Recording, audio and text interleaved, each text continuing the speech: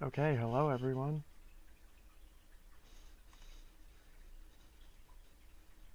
So, I figured, let's all vibe today. Hold on.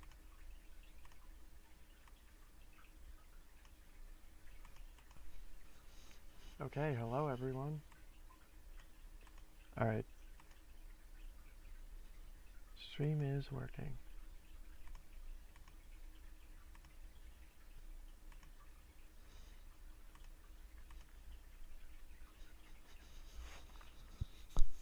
Okay, so, of course, I'll just be, grinding in Splatoon. And, then later on, I'm gonna react to Evan Filarca's, Spider-Man 2 Venom breakdown video that, he just posted today.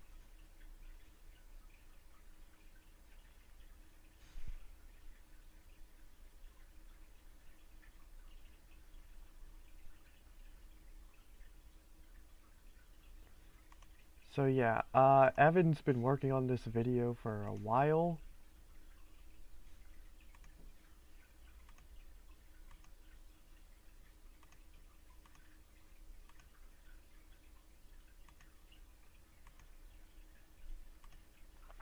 I think he was working, like, at least he had the idea for it, like, before the Game Awards even happened. So, yeah, he's been working on this for a while. So, hopefully it lives up to the hype. He actually said that, like, this is the longest video he's ever made. And, like, I just took a look before I streamed, and the video was like an hour and a half long. So, yeah.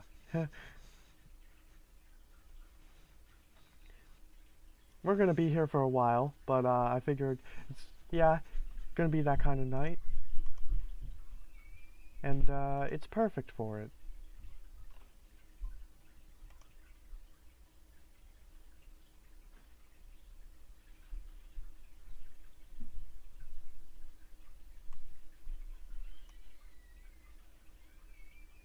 I really am looking forward to, like, how that's gonna turn out.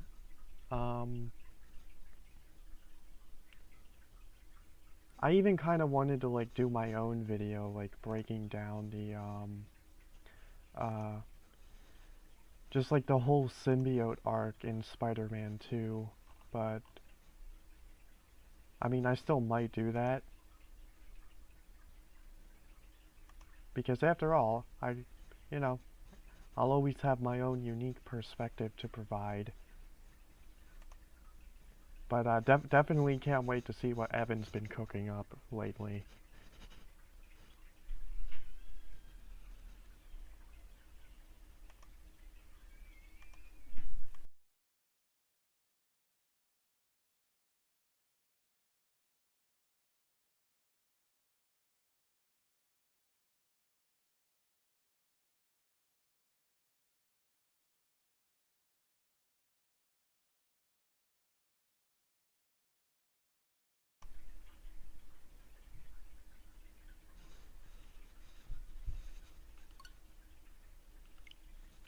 Alright, let's get into it.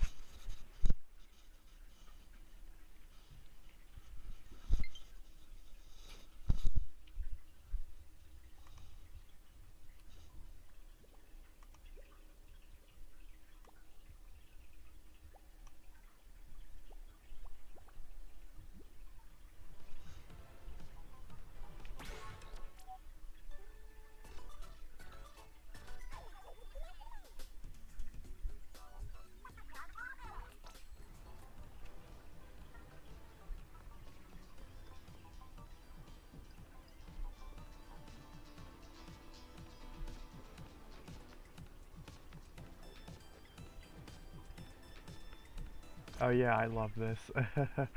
March 10th, Mario Day. March 13th, Marie Day. March 14th, the day that crabs fries!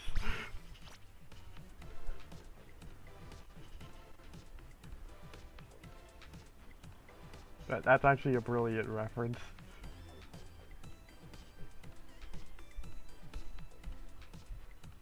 My goodness, can you believe that, like, the SpongeBob movie and a whole bunch of other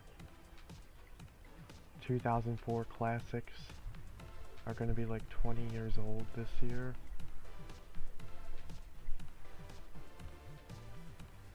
...2004 and even 2014 were both peak.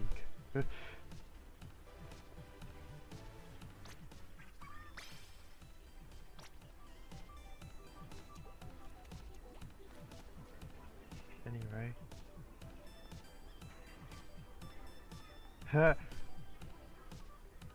I'm a goofy goober. Rock! I guess people really felt like referencing the SpongeBob movie today.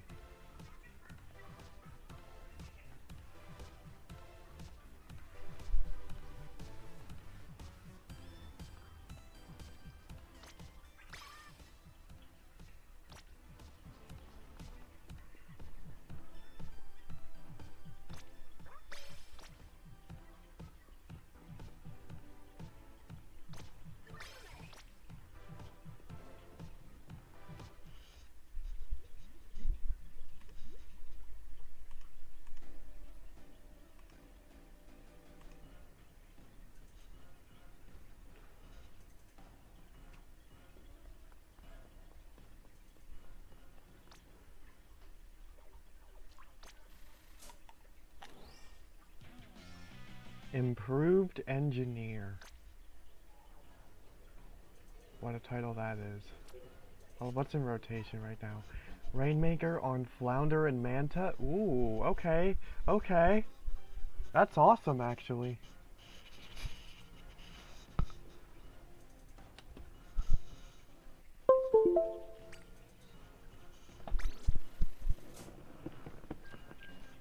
I honestly still have not gotten to S rank yet. But maybe today will be the day.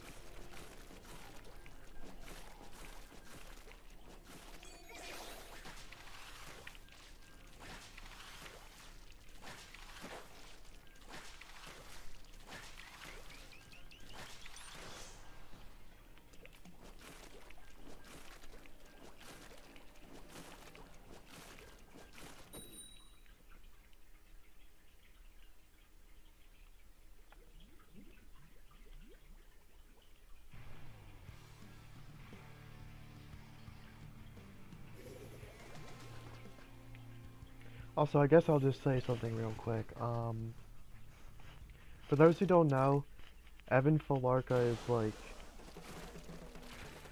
basically the reason my channel exists, honestly. Like, his videos are what inspired me to be a content creator.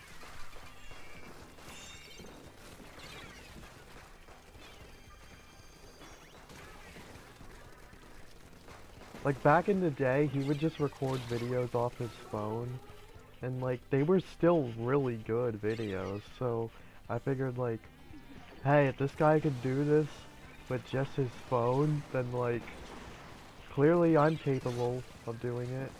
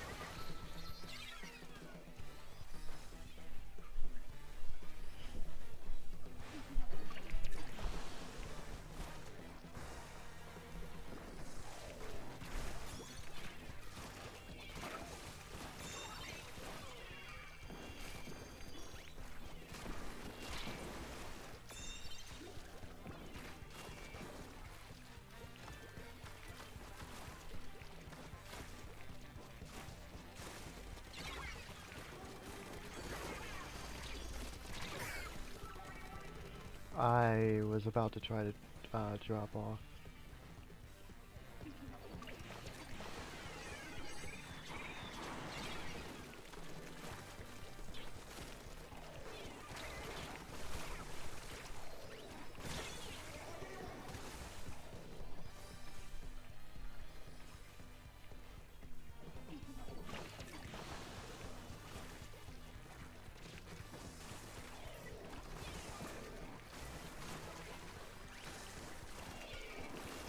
Yes, I got him.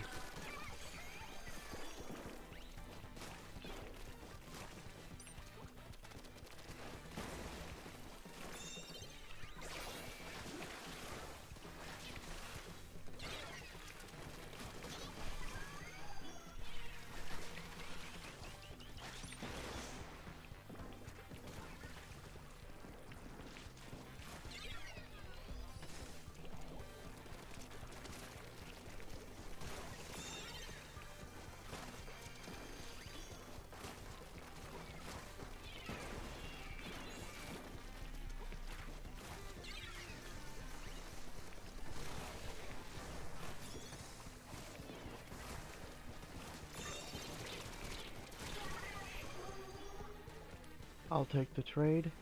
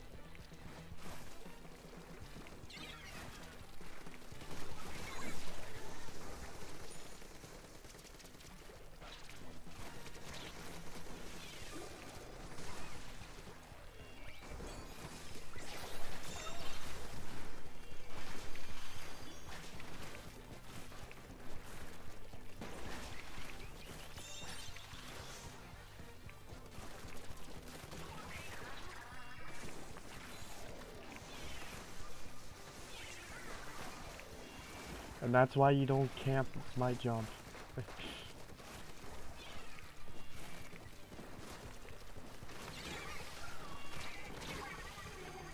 Man, we could have brought that back.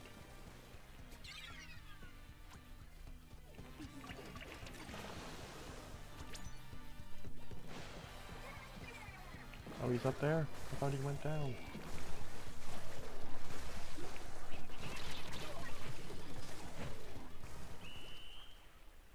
Yeah, oh well.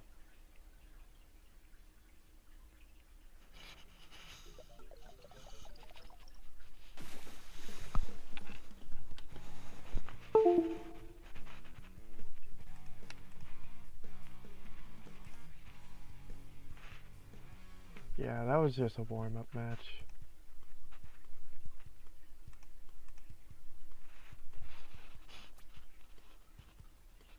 Went 14-8 though, that's not bad.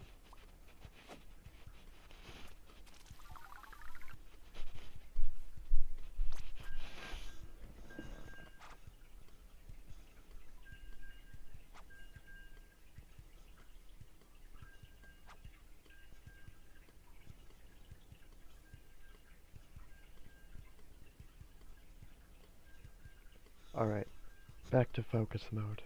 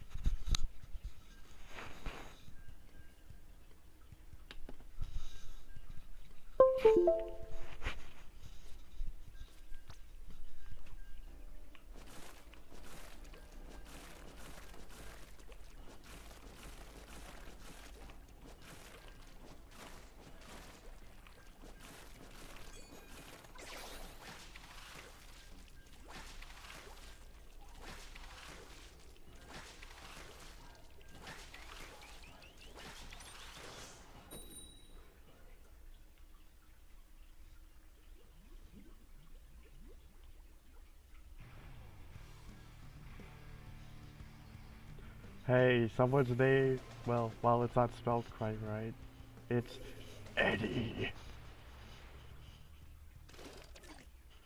We are not Eddie. We are Harry.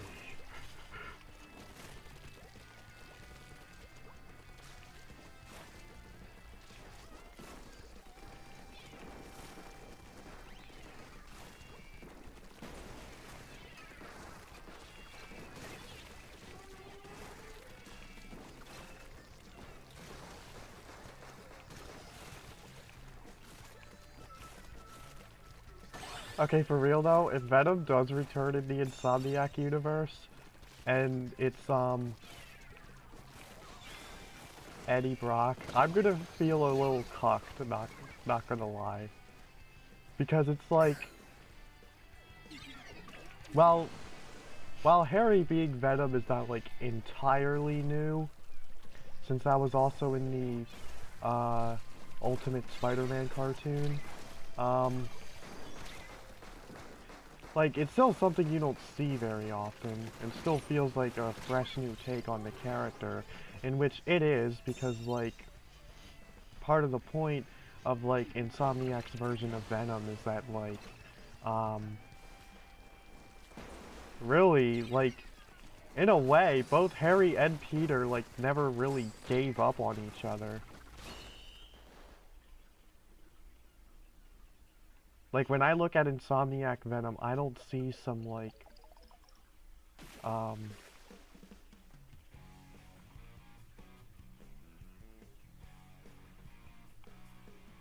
basically, like, someone who just wants to ruin Peter's life. Like, I still see him as an ally and a friend.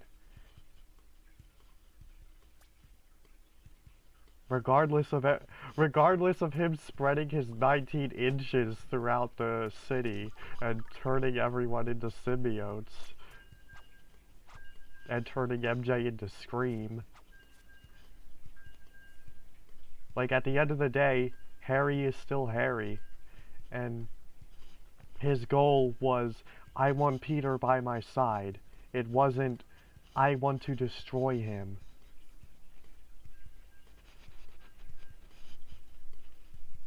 So for them to just, like, ditch all of that and then just make Eddie become Venom later, I'm gonna be disappointed if they go that route.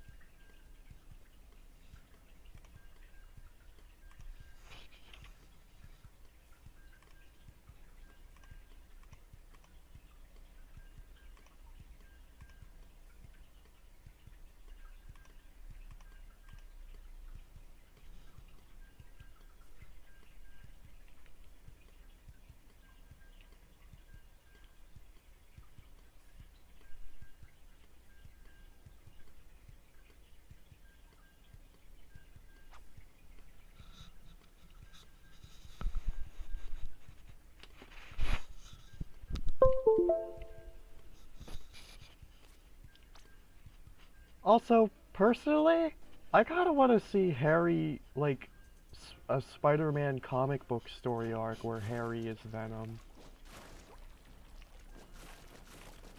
Because, like, at this point, may as well do it in the actual comics since we've already had a TV show and now a video game do it.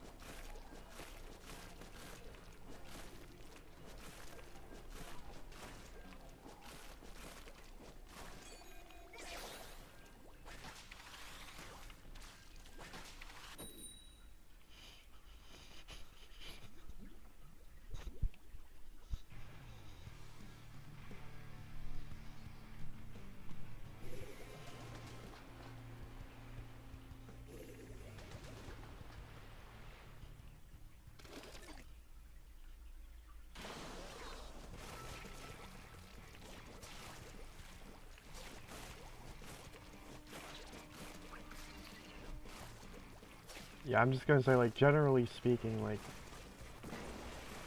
Venom is actually my favorite Spider-Man villain. He always has been.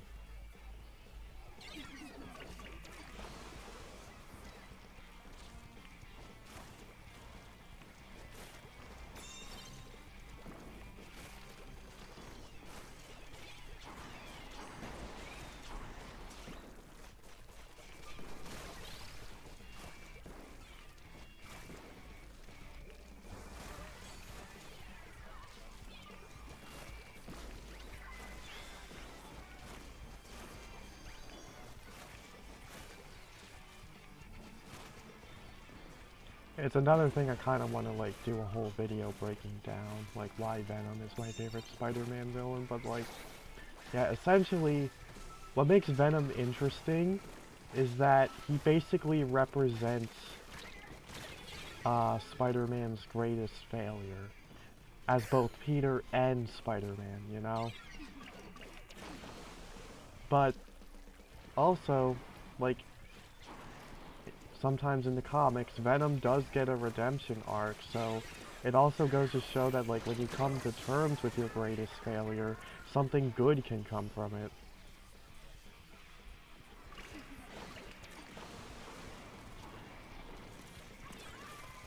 And of course, just generally speaking, you can't really have Venom without, like, Peter getting the black suit first. Which clearly Ultimate Spider-Man, the TV show, didn't understand that.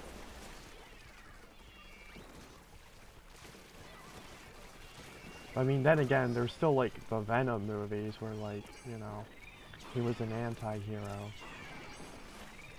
without even meeting Spider-Man first. But, like, you get what I'm saying.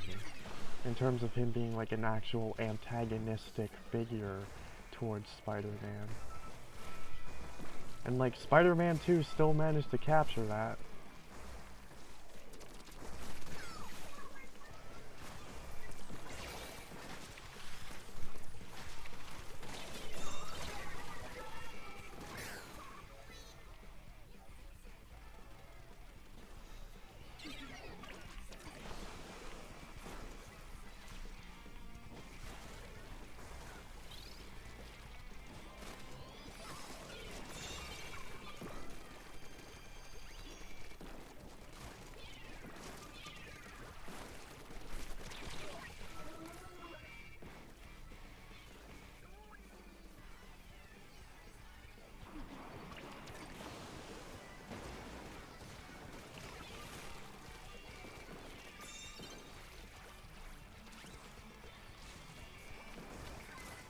Personally, though, my favorite version of Venom,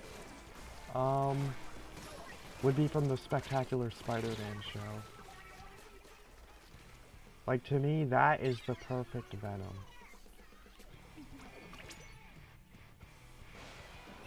Because, like, you know, they had prior history together where they were actually friends. Which, I prefer that type of Venom over the more, like, rivalistic type of Eddie Brock. Like, I prefer it when Eddie and Peter were actually used to be friends.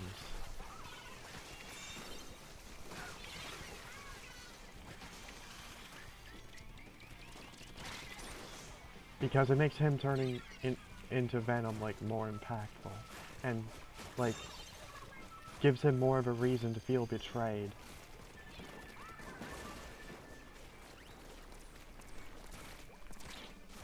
And also, the actor who played him, Ben Diskin, really liked his performance in the show.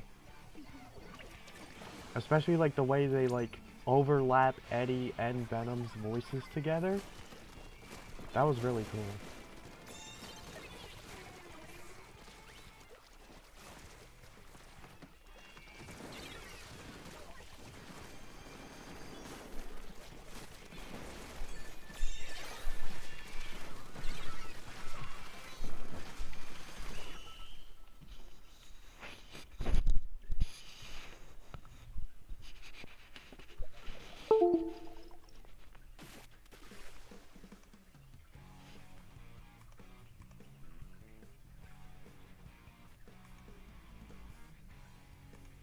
Also, that version of Venom in Spectacular Spider-Man, he was very effective in combat as well.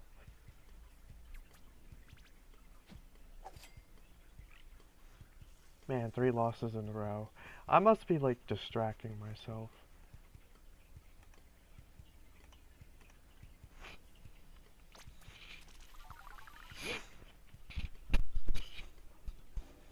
But hey, show must go on. So yeah, I just think like in terms of raw skill, like that version of Venom definitely has to be like one of the most skilled out there.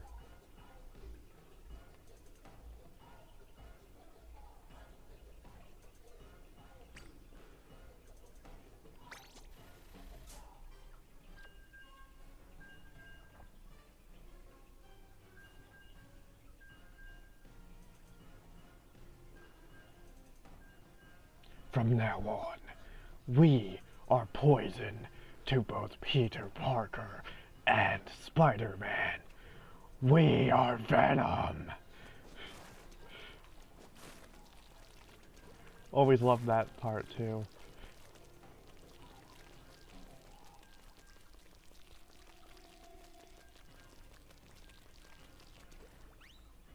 I was kind of wishing that like they would actually say that in Spider-Man 2, and while they didn't, it totally makes sense why. I mean, I still think maybe they could have fit it in. Like after Peter tells Harry, I'm never gonna heal the world with you. Not like this, but...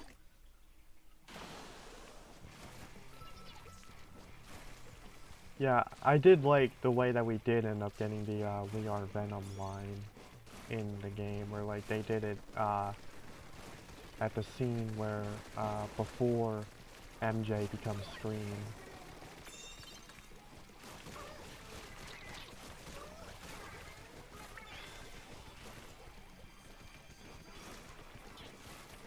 Okay, now I'm kind of popping off.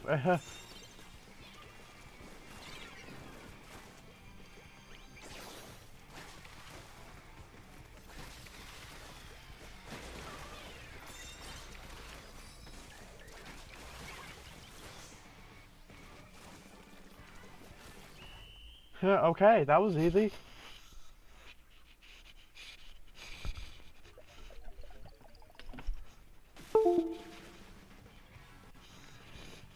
I am considering, like, at some point, maybe I should, like, just do a review of, like, pretty much every Spider-Man adaptation out there.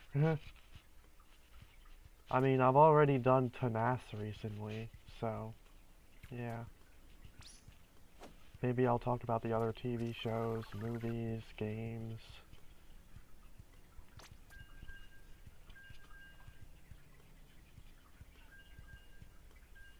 It's just the thing is, if I were to do something like that, that would be very time consuming, and I'd have to like find a good way to space it out over time.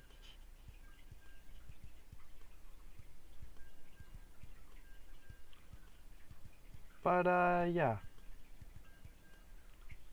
I just think one of the reasons why I think it would be cool to do that is just so that like I kind of have like a time capsule basically, so that like I could always go back, me and other people could always like go back and listen to what I thought about various Spider-Man medias over the years.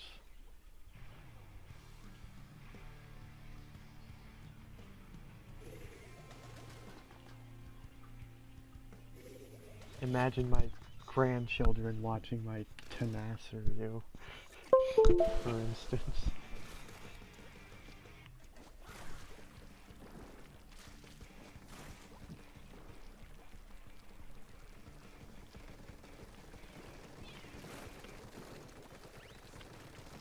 Oh boy. They have 2 blobs.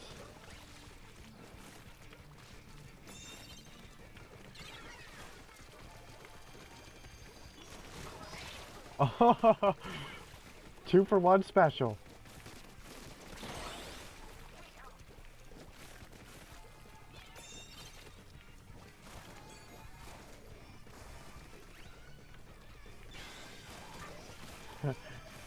Perfect.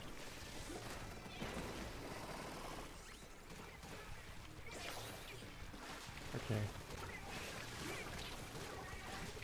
Oh, I'm the last one. Oh man. I wanted to just heal, but yeah.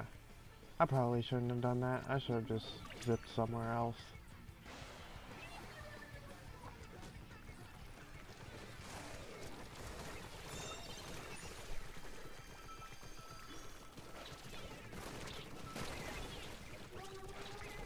Oh boy.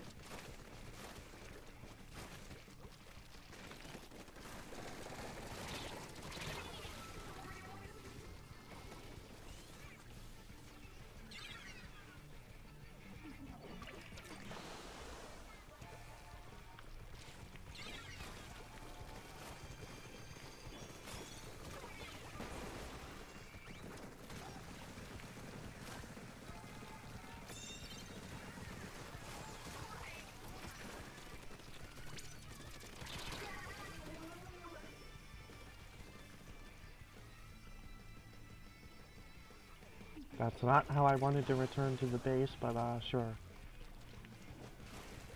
Wait, how are we... Oh boy.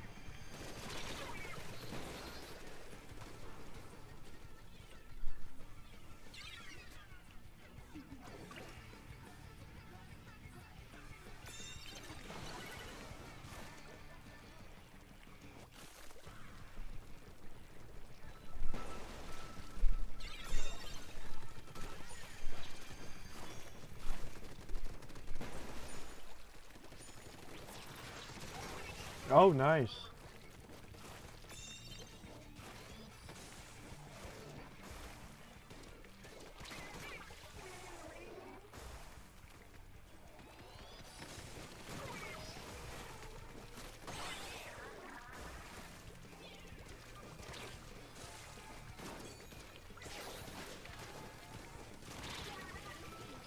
That did not go as planned.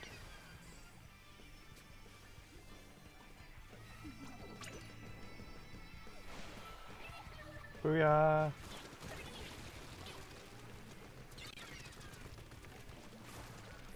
Eh, ah! Okay, that's fine. We got like a minute 30. We basically just have to stop them from getting a KO.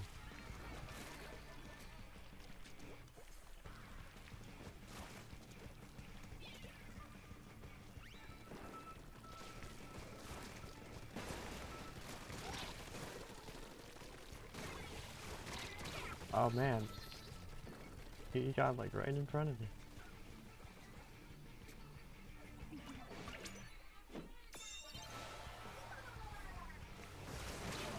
Oh boy.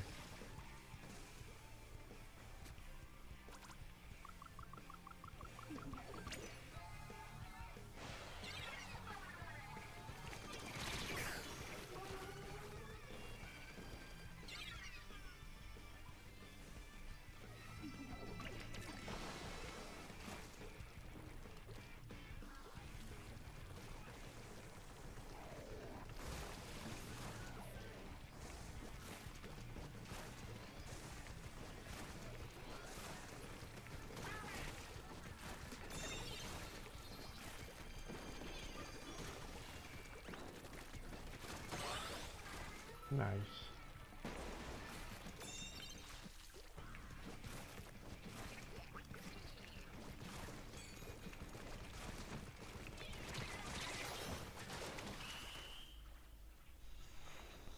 Yeah, also, you know what? Something I want to bring up.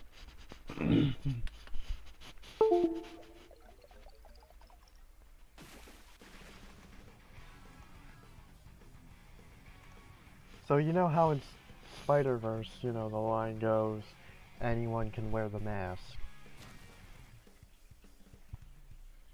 So, anyone can be Spider-Man. So basically, if Venom is supposed to represent like the dark reflection of Spider-Man and like his greatest failure, then that also means like that should also apply to Venom. Like anyone can be Venom.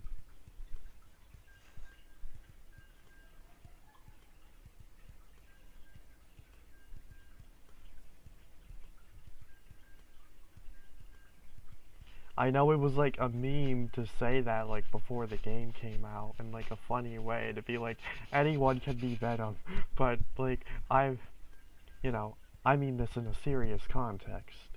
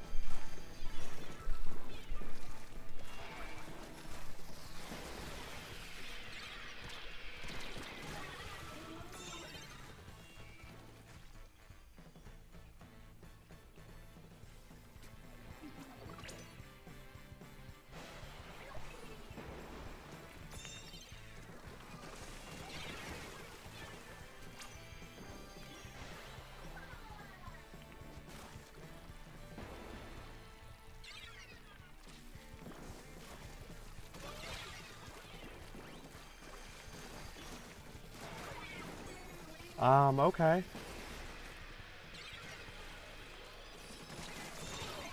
I didn't even know that person was there when I killed them, but alright.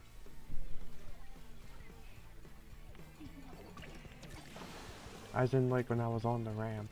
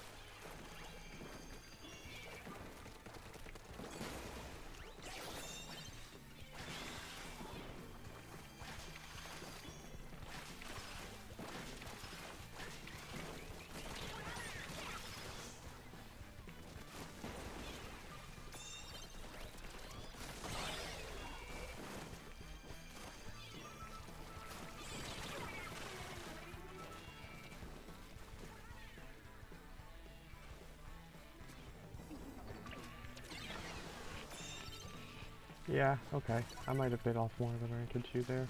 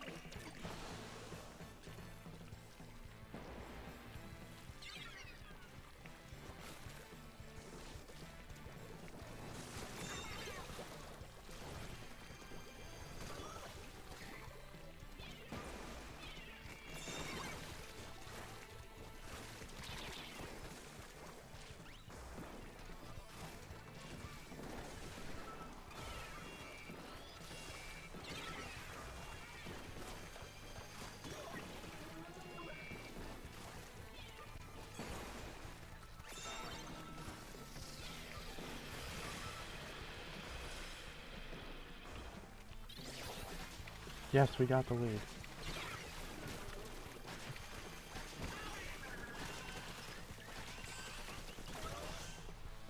Overtime? Why?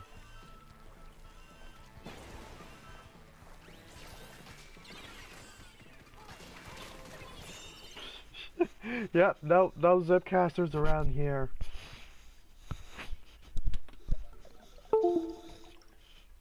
You all know the drill.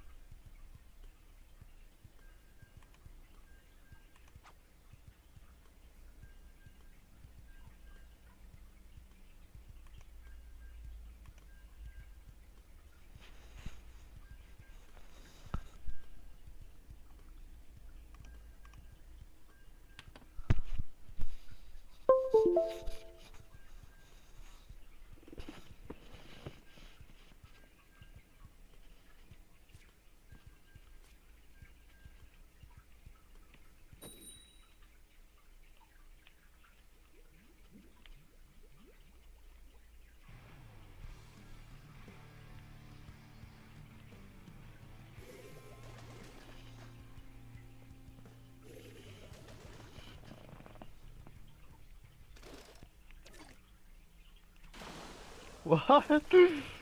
Oh, that's a funny comp. 2 Ed parries and 2 blasters.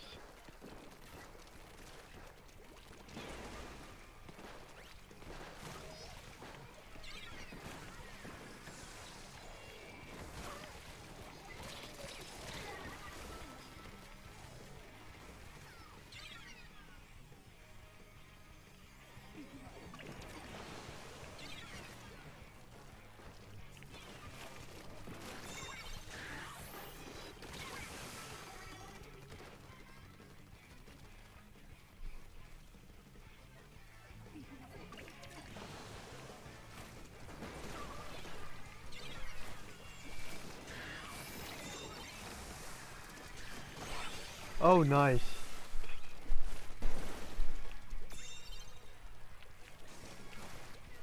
I somehow got a triple during all that.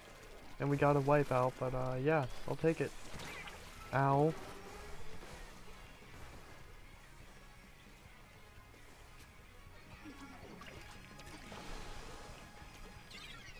I need to just spawn in.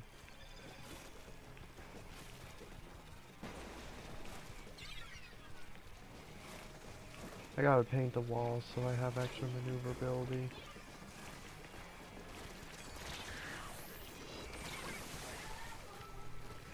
Yeah. I was gonna say earlier, but then that wipeout happened. I swear, Splashdown is like the anti-bulldozer special.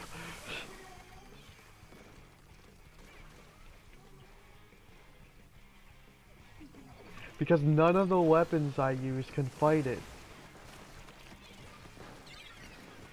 It just so happens that out of all the 2 main weapons that I play, are 2 that cannot fight Splashdown at all.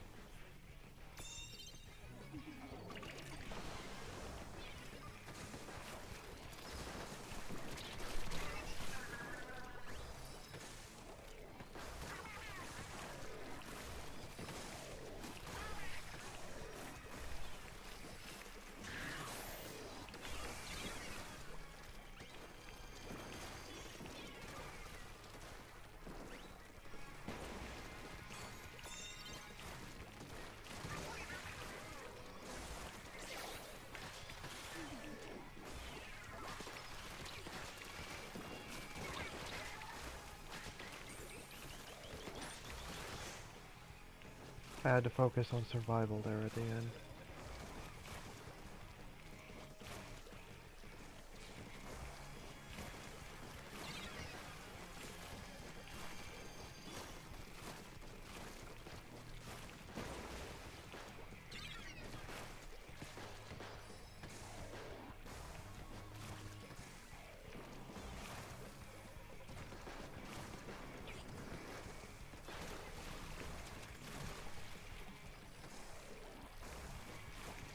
Dang it. Okay, going around ended up being a bad strategy.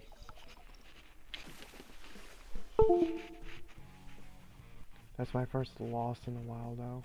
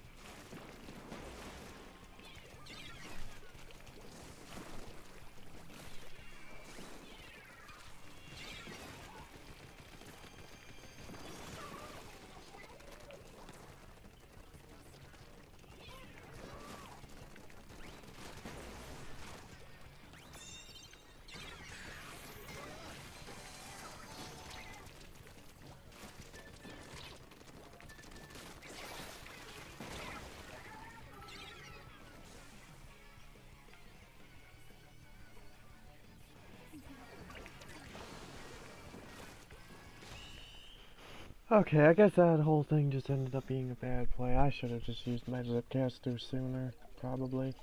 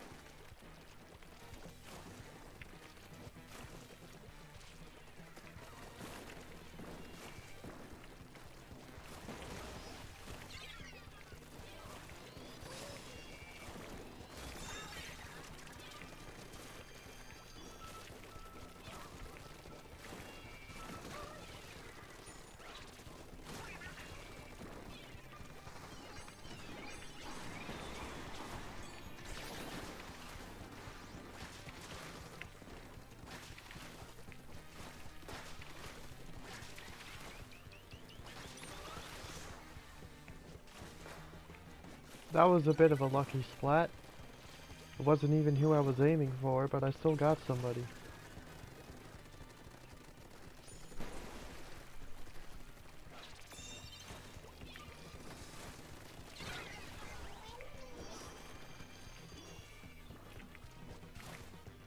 Uh-oh. Come on, come on, come on! Huh? What just happened?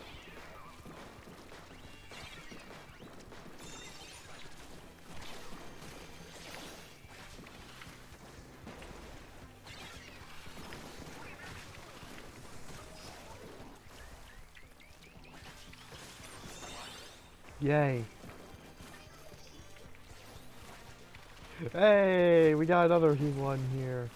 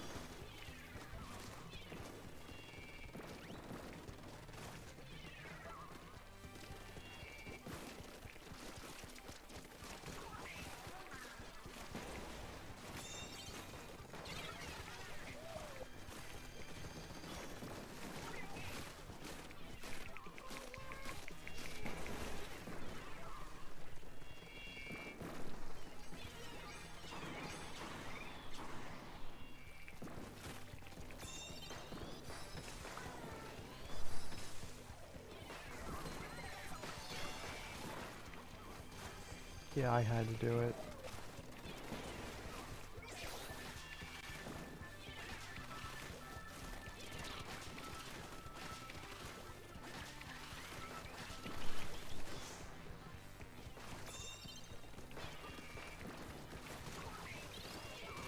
Yay, we got the lead.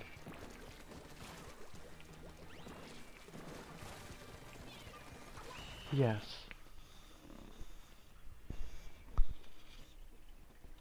Effective push there in the end.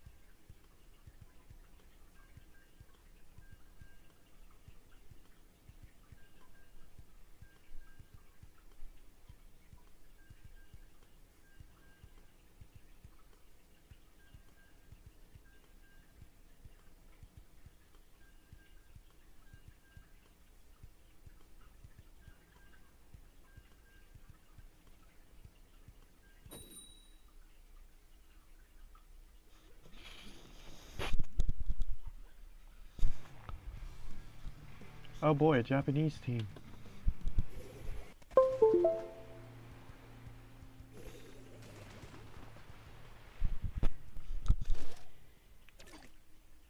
Okay, we can work with this. We can work with this.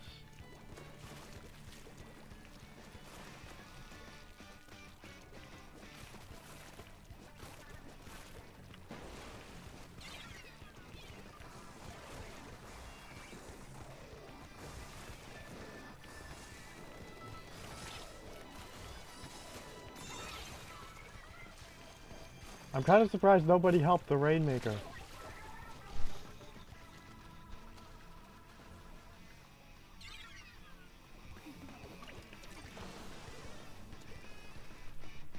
Who knows, maybe they thought they killed me. I mean, the way that I was dodging those shots, I wouldn't blame them.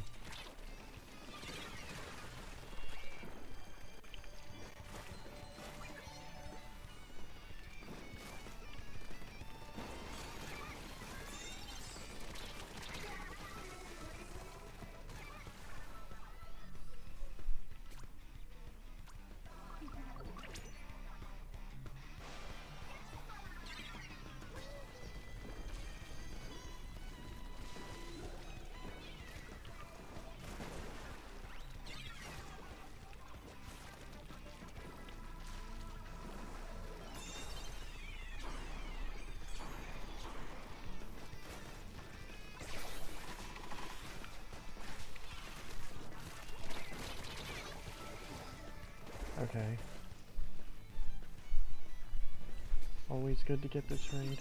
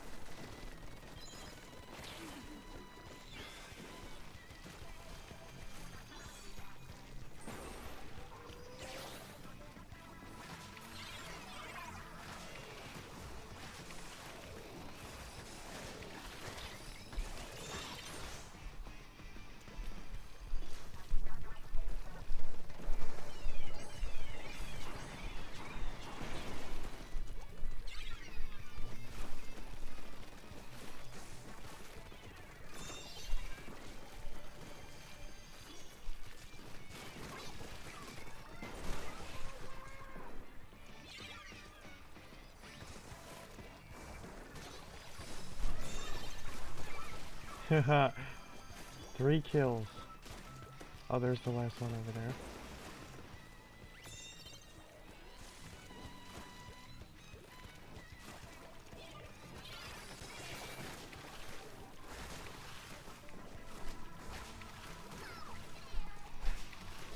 Ship damage came in clutch.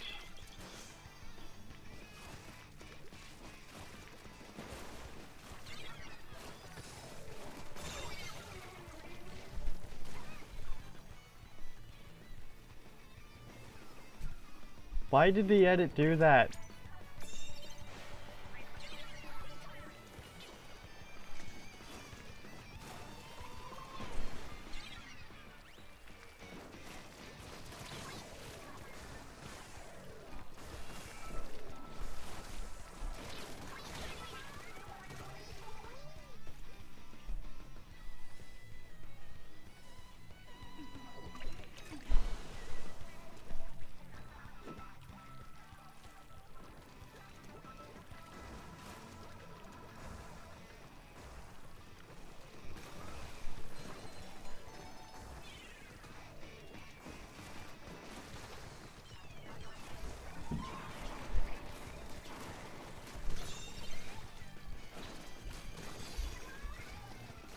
They never saw that coming. Oh, that was a brilliant move on my end.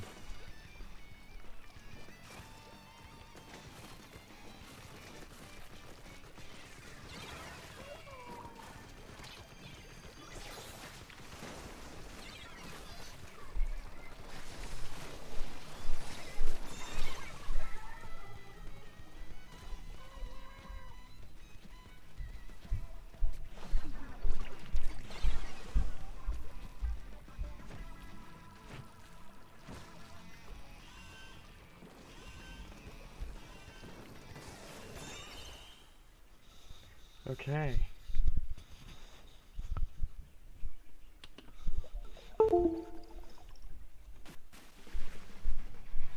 And that's another series in the bag.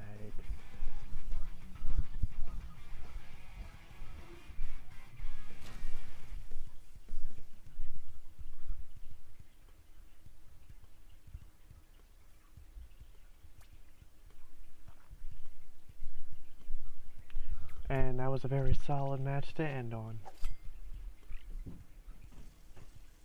Oh, so close to a rank up battle.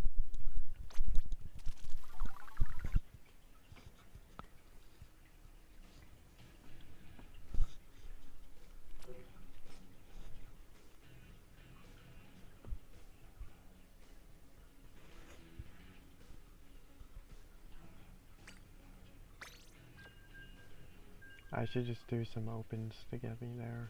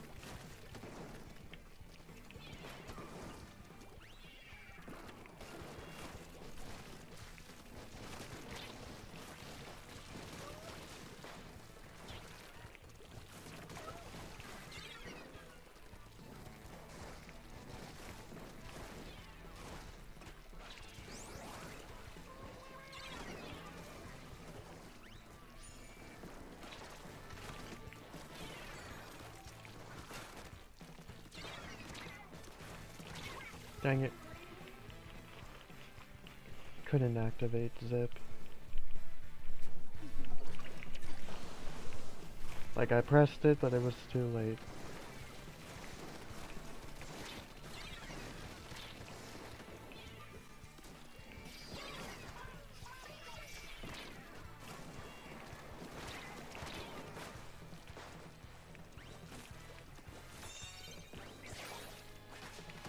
Boom.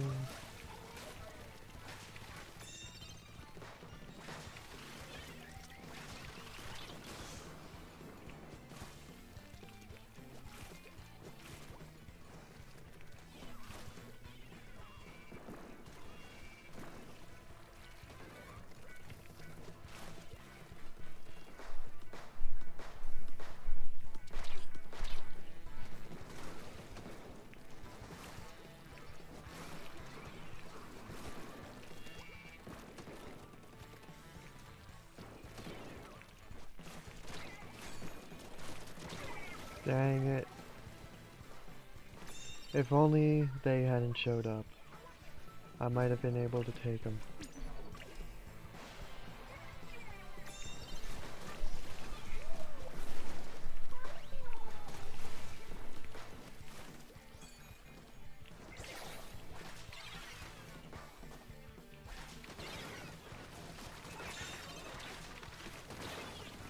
Okay, that happened.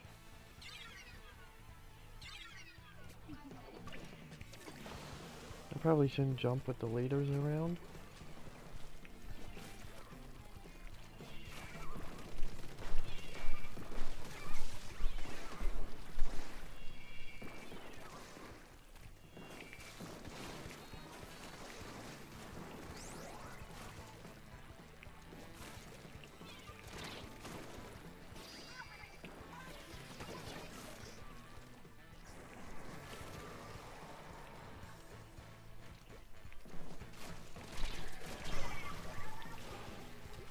Man, it's always those two.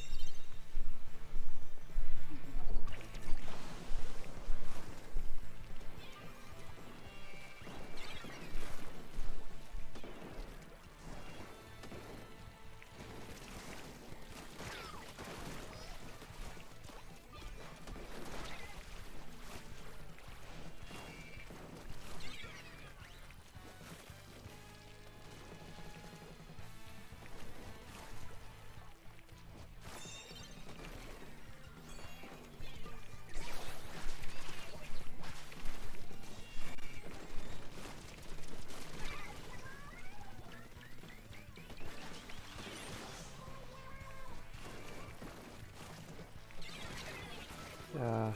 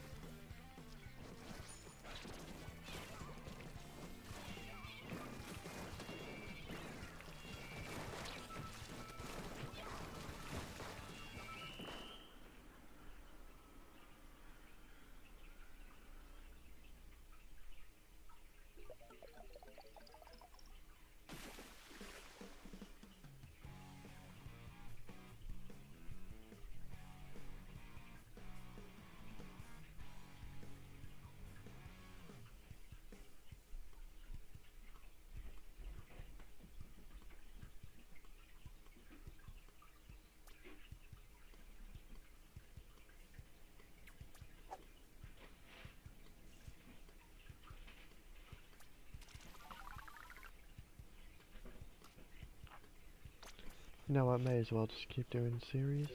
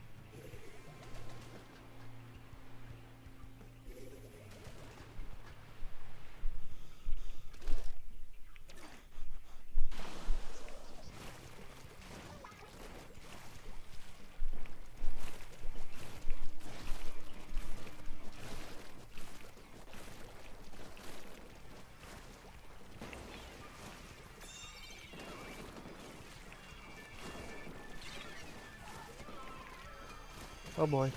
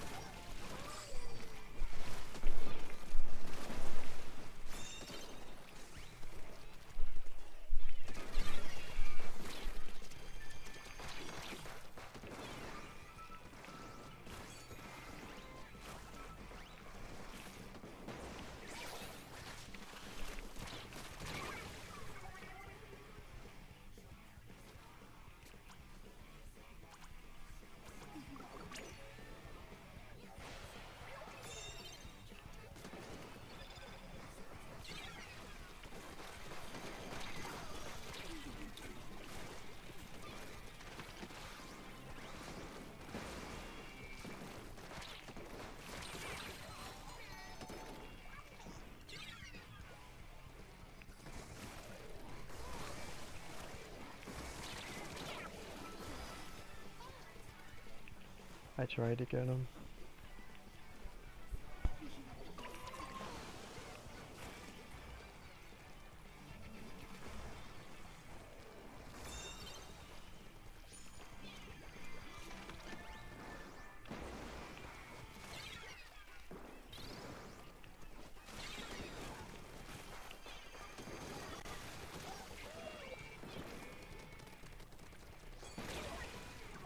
You're kidding me.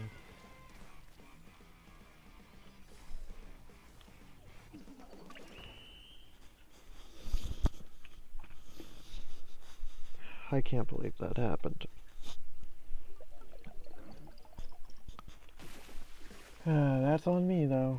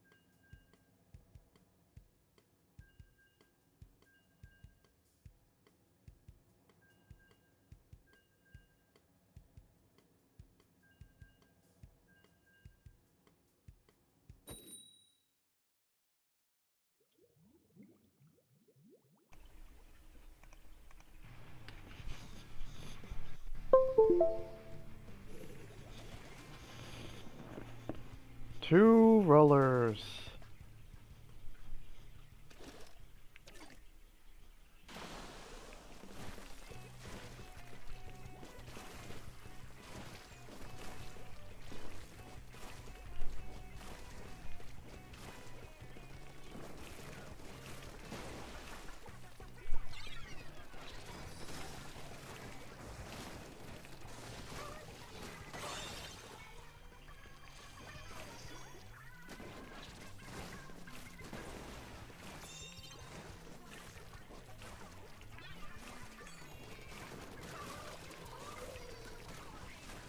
That was awesome.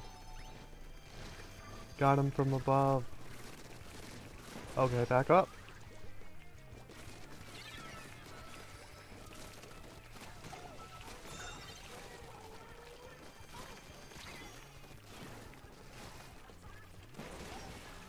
I don't know how that didn't kill me.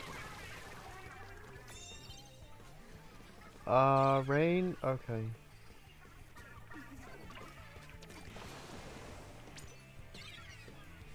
Uh-oh.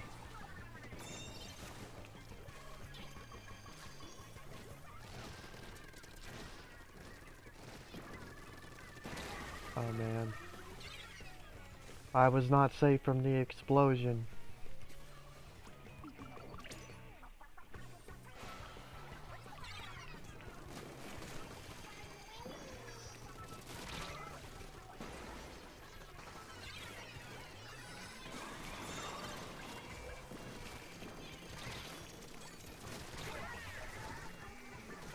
Okay, not bad. Not bad at all. Triple kill. Uh-oh. Oh, this is gonna be perfect. Ah ha ha ha. Man, sure would hate to be that guy.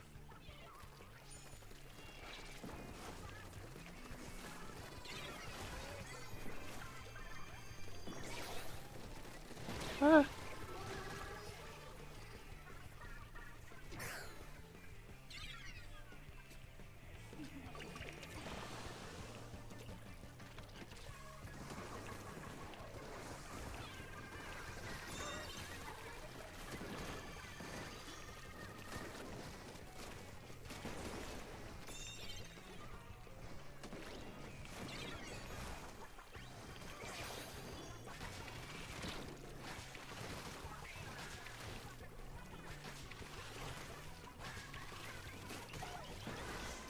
I don't know what they were doing, but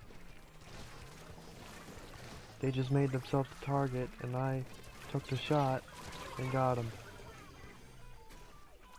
I guess I should say I took the shot and hit the bullseye.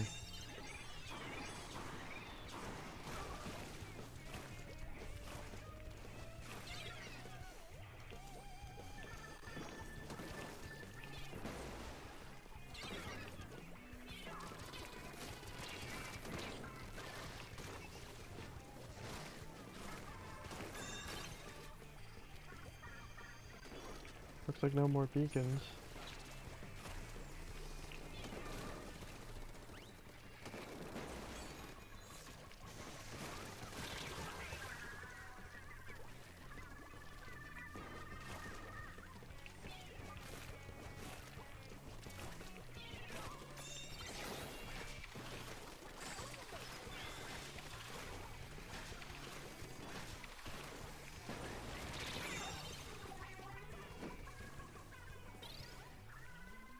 How did they die?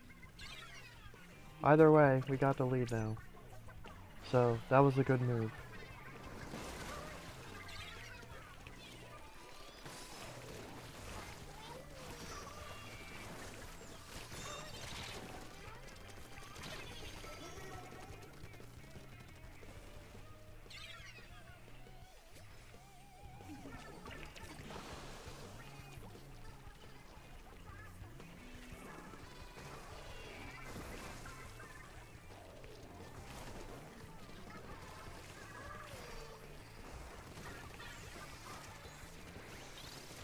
Dang it! My goodness. We could have had that.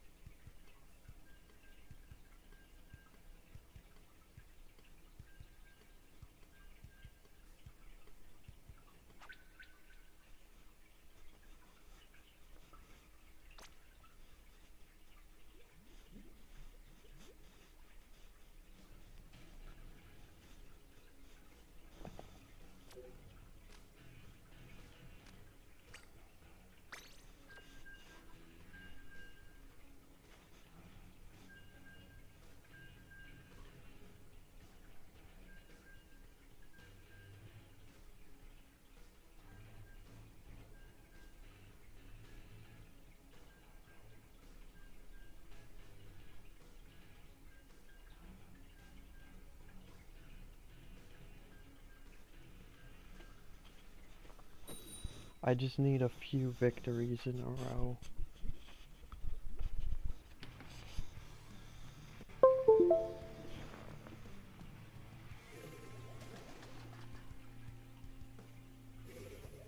Now the people I was fighting are on my team?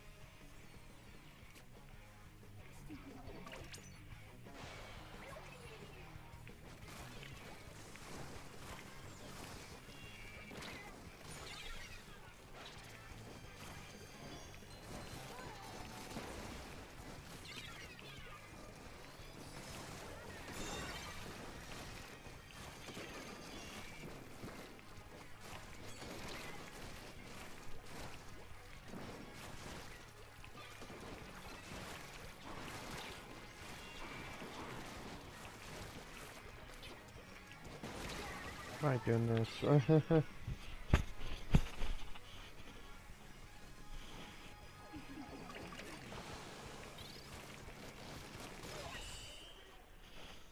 Wow, that was an all loss.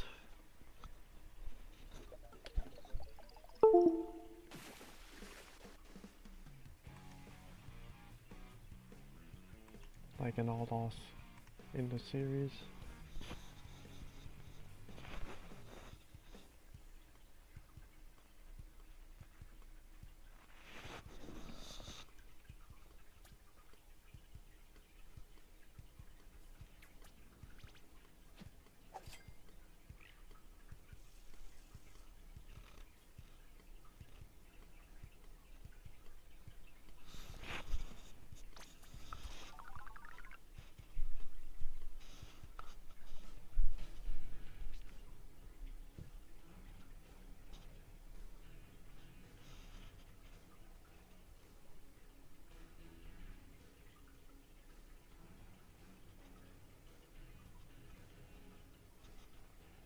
Let's just wait to see what the next rotation's gonna be.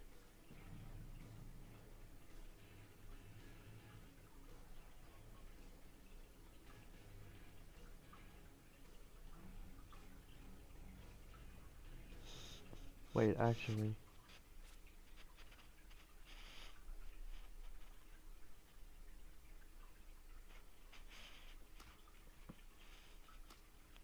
Okay, yeah.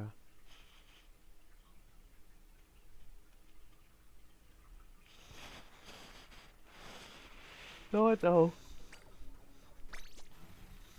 Like, we can at least do another battle.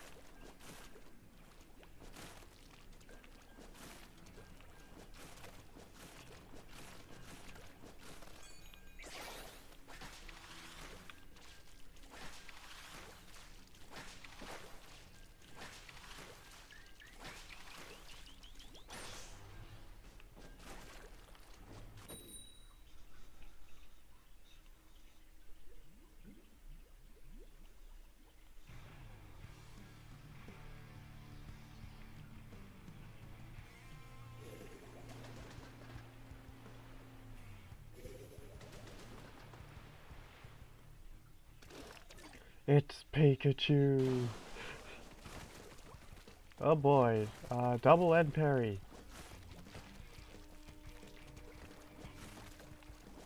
Double of the anti-bulldozer weapon.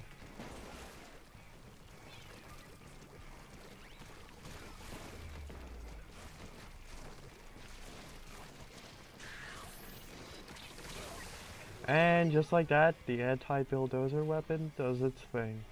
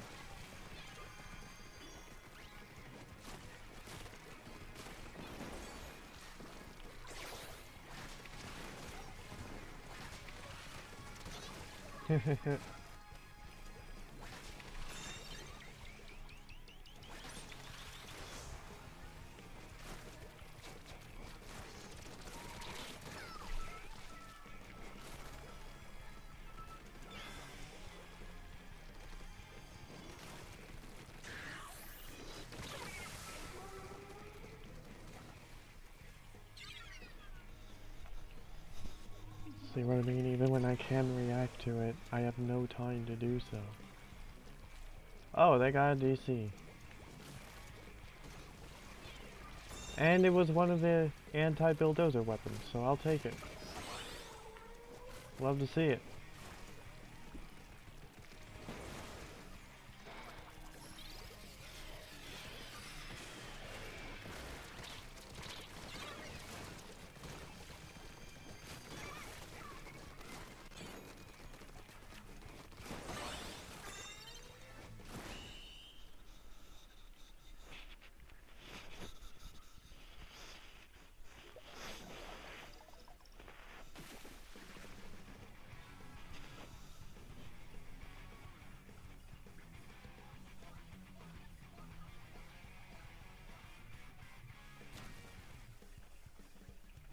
Nice fist bump.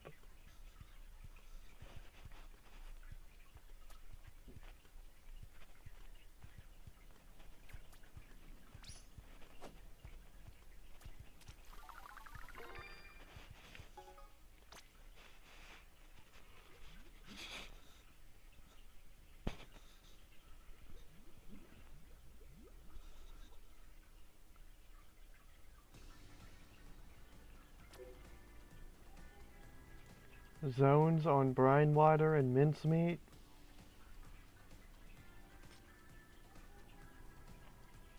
And then we got rain on inkblot and bluefin.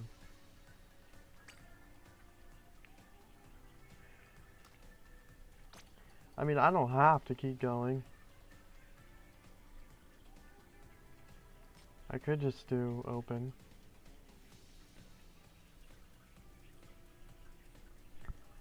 Yeah, I'll do that because the rotation in open is better.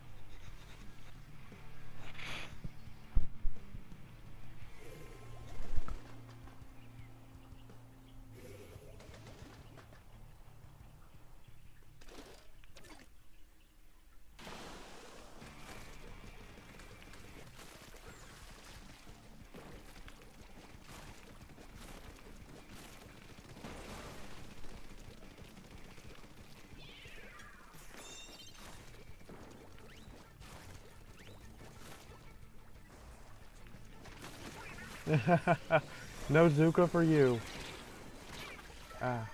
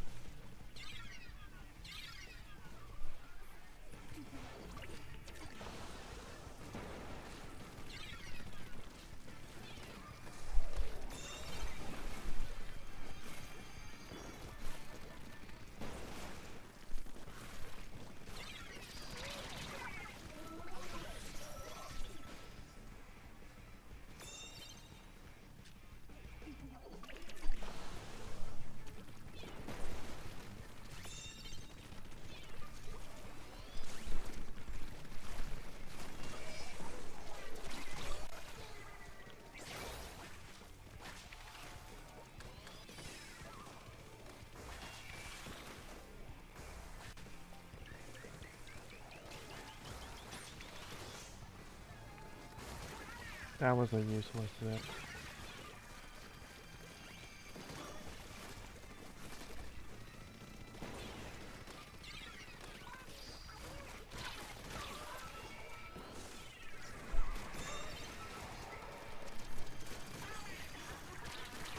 Yeah, solo wipeout.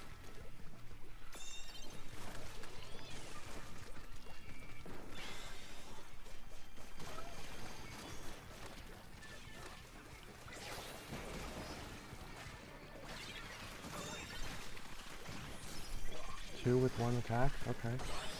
Okay. Triple kill.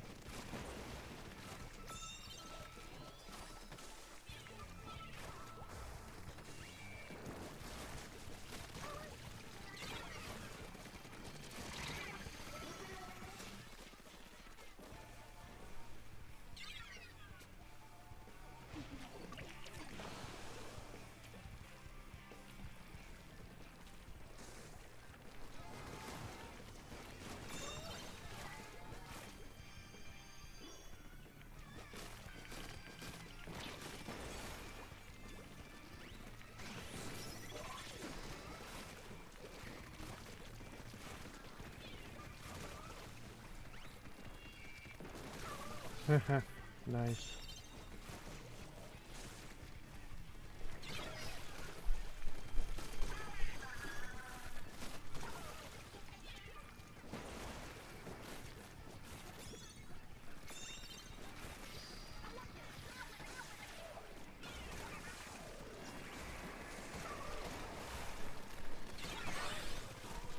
Wipe out.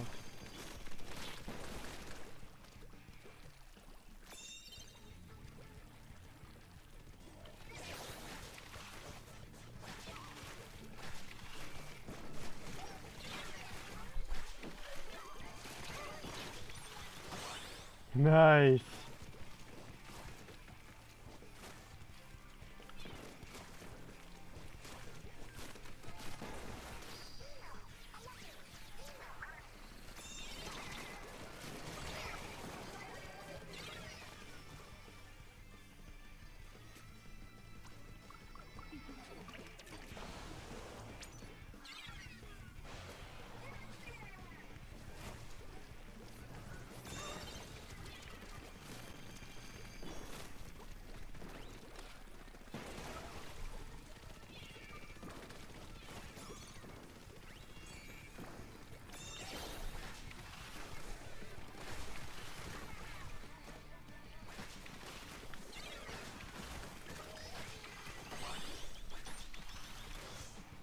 Come on, puppet. Yes. Oh no. Oh well.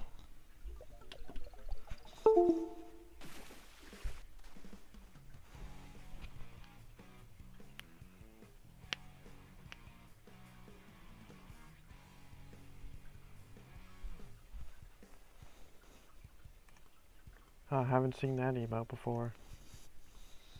The one on the way to the left.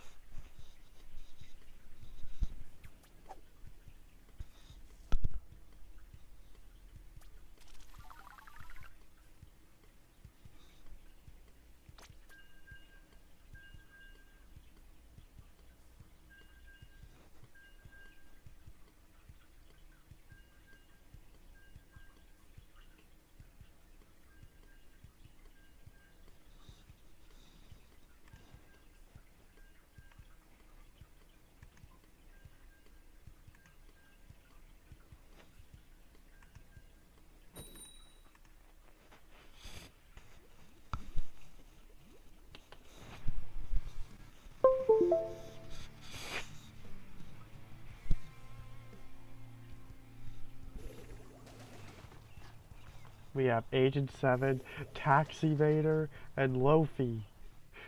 And they have 2 rollers. Meanwhile, we have 2 dualies.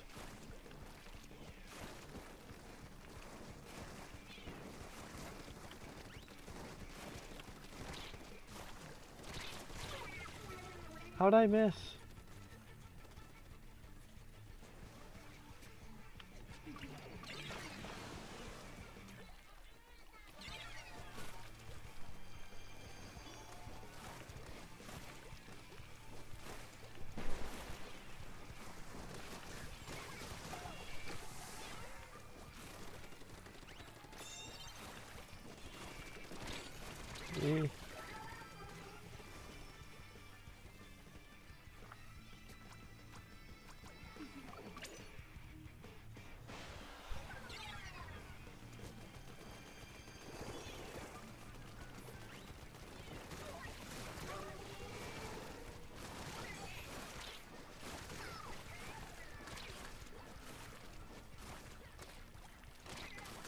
Dang it!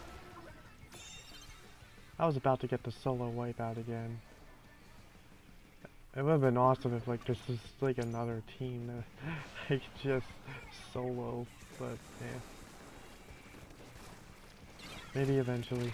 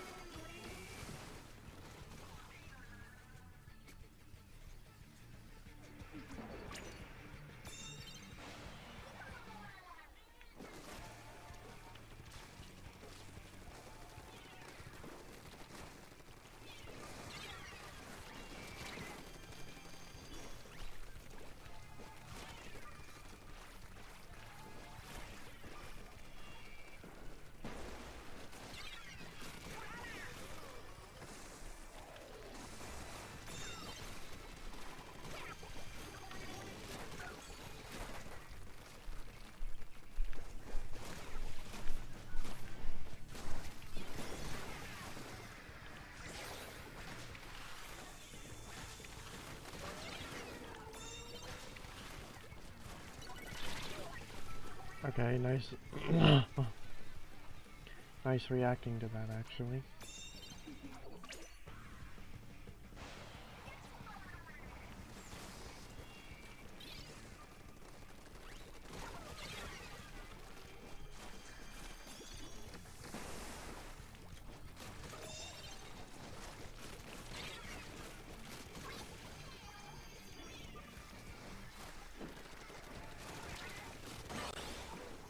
Yay.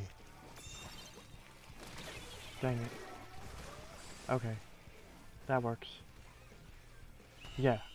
Nice.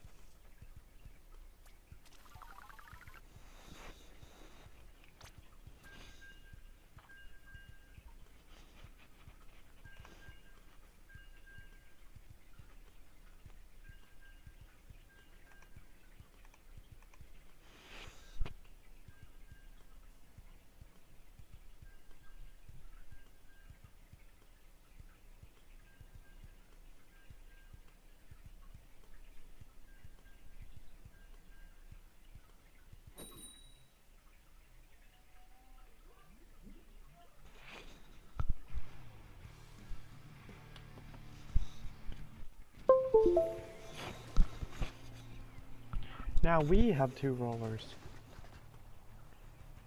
They don't have two dualies, though.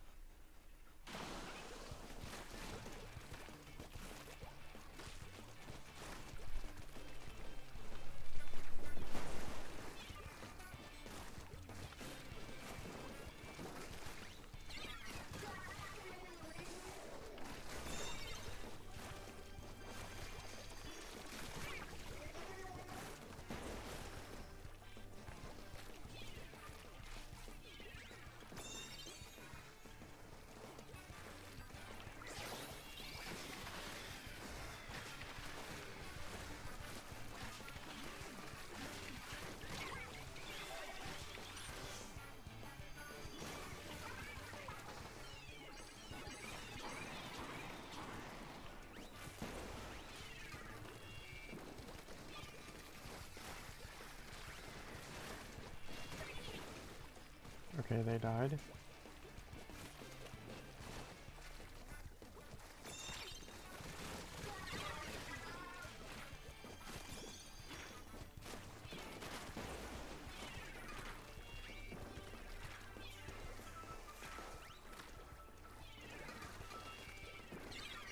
Go ahead, grab it. You made my day.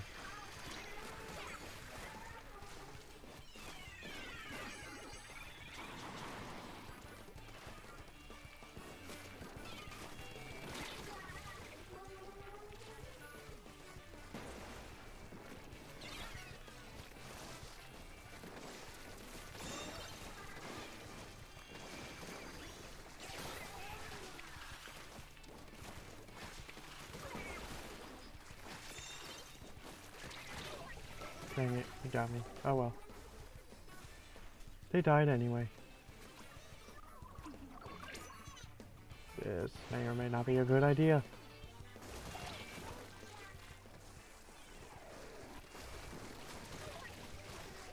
Okay, not a terrible idea. What is he?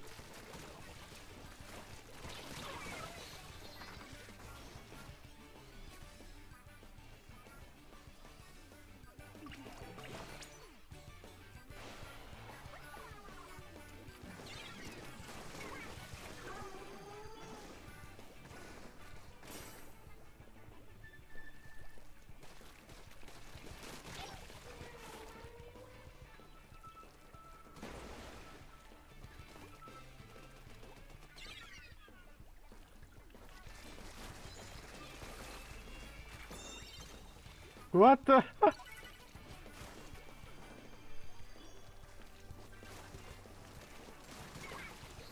I don't know if he did that on purpose or not.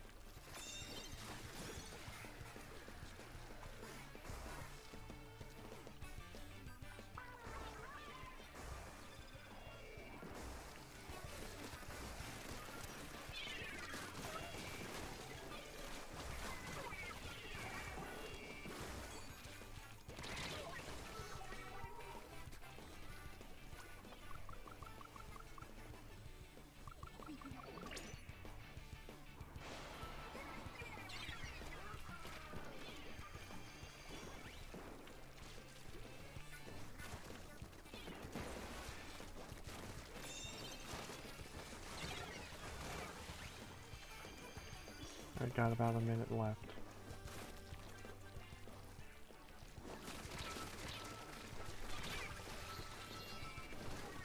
Yay! Oh no, the roller got taken out from behind. Huh? What killed me? A splat bomb, okay. Well, we won. I mean, I knew some kind of bomb killed me, I just didn't know what kind of bomb killed me.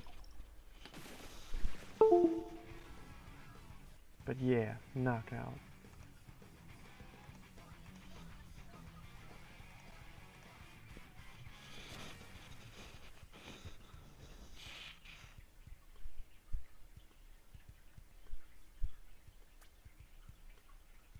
$18-5.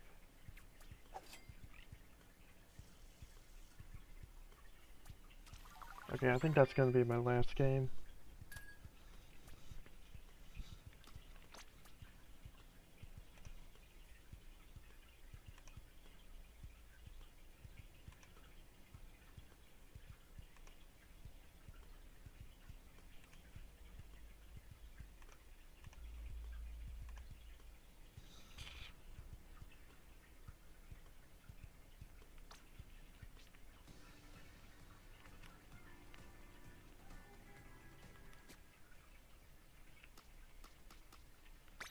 Let me see what Harmony has to give me.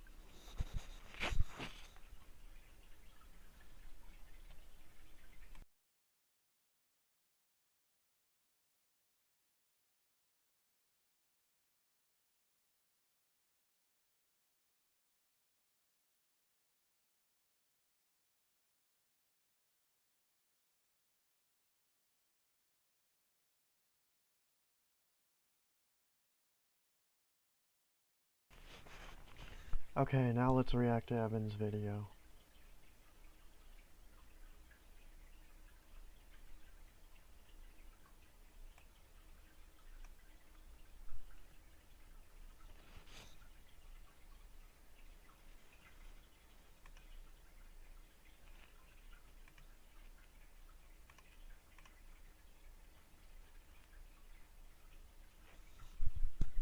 Okay, breaking down Venom in Marvel's Spider-Man 2.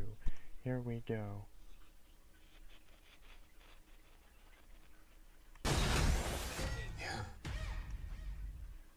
This time, we would like the family members to move forward and put on your soldiers' Army 1-star badge.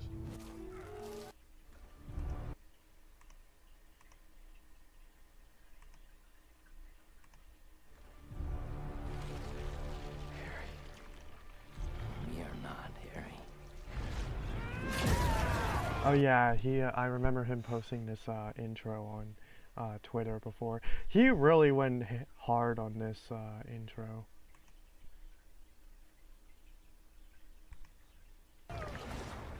Just take a look for yourself. Not as venomous as they say. I see your true form! You are death, cloaked in beast flesh! I have never felt such pain. Do you know what it's like to have your body betray you? Weakness will not claim me! If I am to die soon, I will die roaring! We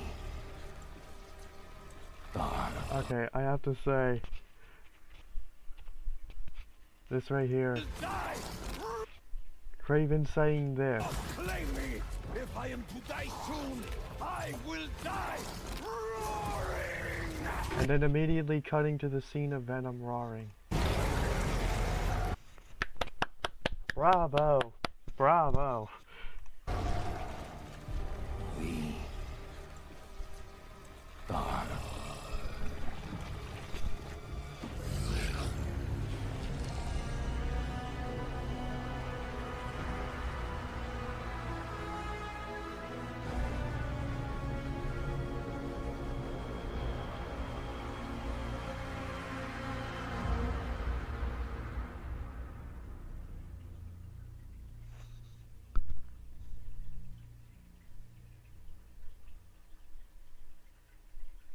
Let me start off by making one thing incredibly clear. I freaking love Venom.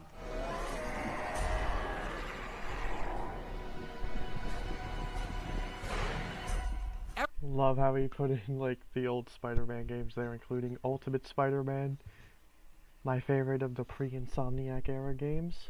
Ever since I was a kid, Venom has always been my favorite Spider-Man villain. At the time, it was just because Same here. of seeing the symbiote's cool set of powers, his dark sense of humor, and his awesome design looking like a vicious and more buff version of Spider-Man, but with the addition of razor-sharp teeth. Like looking in a mirror, bro. The funhouse kind. And let me tell you that I will never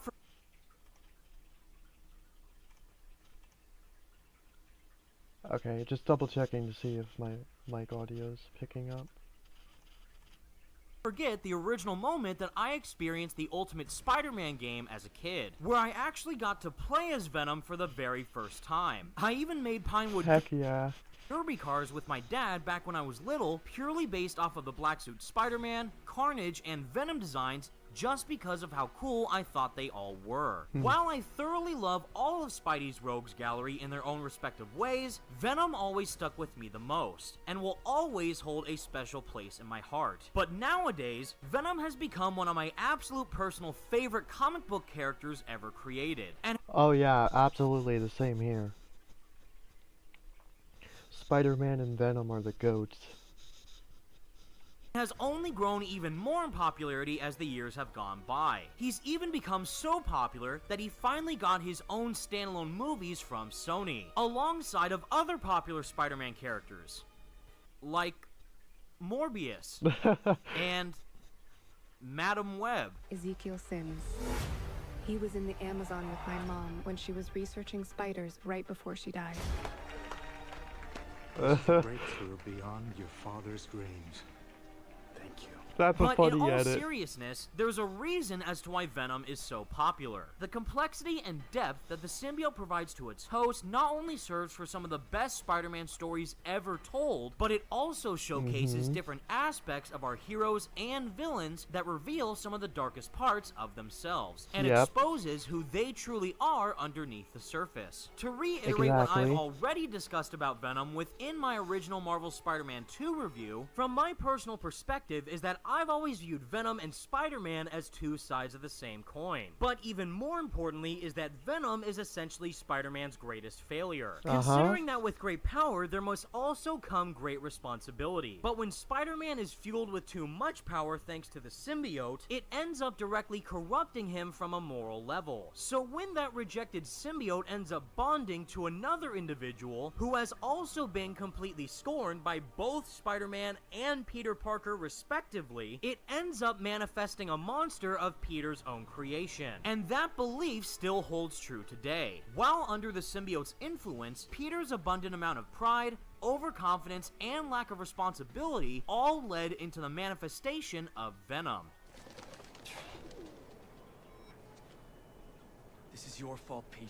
You gotta fix it. In my opinion, outside of later on becoming the lethal protector anti-hero that most people know and love, Venom is essentially the antithesis of everything that Spider-Man represents, which not only makes him an engaging foe for Spidey, but it easily makes him one of the most dynamic comic book characters ever crafted.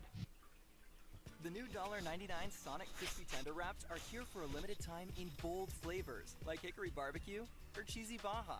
Give yourself some TLC, tender, love, and chicken for only $1.99. Sonic Crispy Tender Wrap. Again, innocence falls prey to the evil of Spider-Man. Rest easy, Brock. Venom is here. And if it's the last thing we ever do, Jameson and the insect are gonna pay.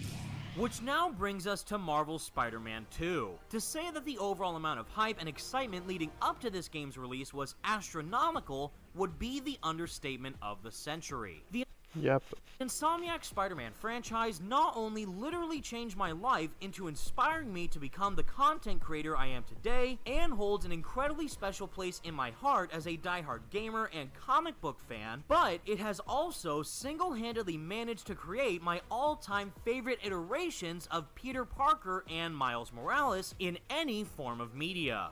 Yep, all of that, same here. And the same sentiment goes for some of the game's villains like that of Doc Ock and Mr. Negative. So when I initially finished playing Spider-Man PS4 back in 2018, which to this day is still my favorite Spider-Man game ever made, only to see a post-credit scene teasing Harry Osborn, who was trapped floating in a tank with the symbiote attached to him, it's safe to say that I was officially stoked. And 3 years later, we finally got our first look at Insomniac's Venom. Craven or Venom? Dude, I'm gonna cry. I'm on the edge of my seat. No! No! This takes me back. Amazing! Are you me? Oh, yes!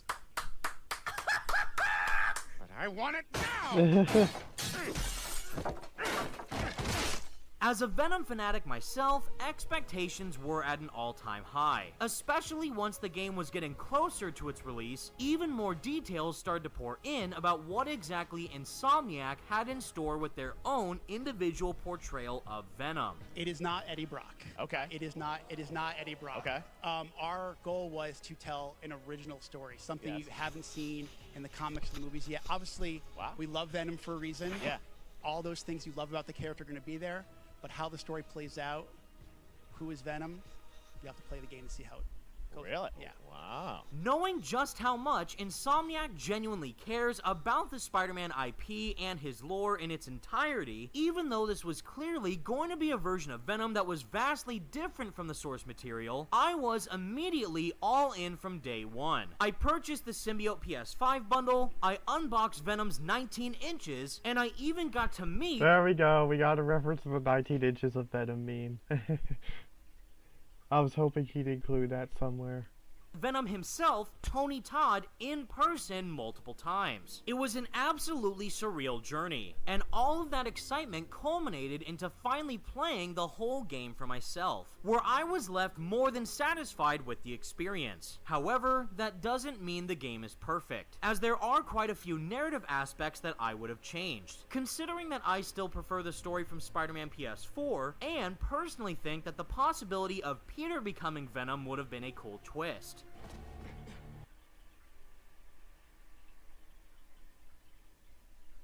I mean, I'm gonna be completely honest, I'm glad that they made it Harry. It really just felt like, you know, what they were building up to the whole time. Harry?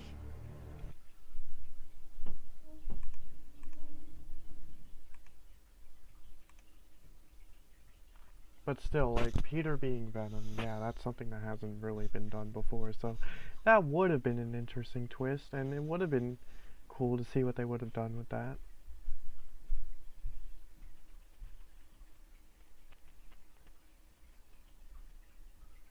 Just either way, the possibilities for the stuff that they could have done for Venom, like, I wonder what the story would have been like if Norman was Venom. I also wonder what it would have been like if Kraven was Venom.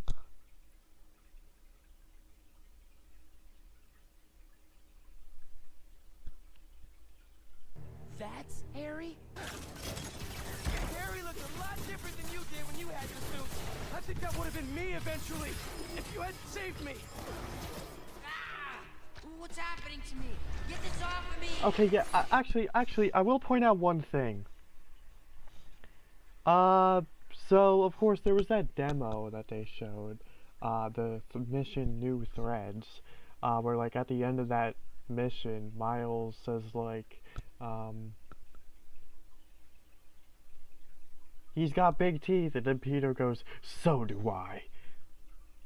That really led me to believe that we were at least going to get a moment like the Ultimate Spider-Man comics, where Peter becomes Venom, like, temporarily. But that didn't really happen in the game. I mean, I guess we did get I mean, there was that scene where, like, Peter almost killed Kraven. But, like, Peter didn't actually turn into Venom during any of that. He still just stayed in his regular symbiote suit.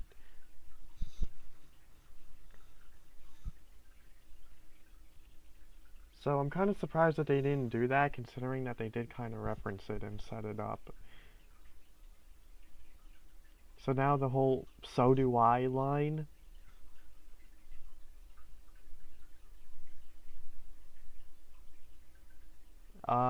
Yeah, it's just kind of weird in context. But I guess that was just the symbiote talking.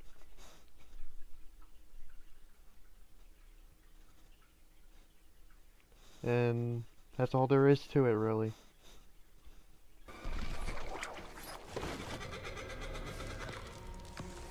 Oh my god.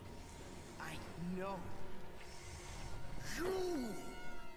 Parker!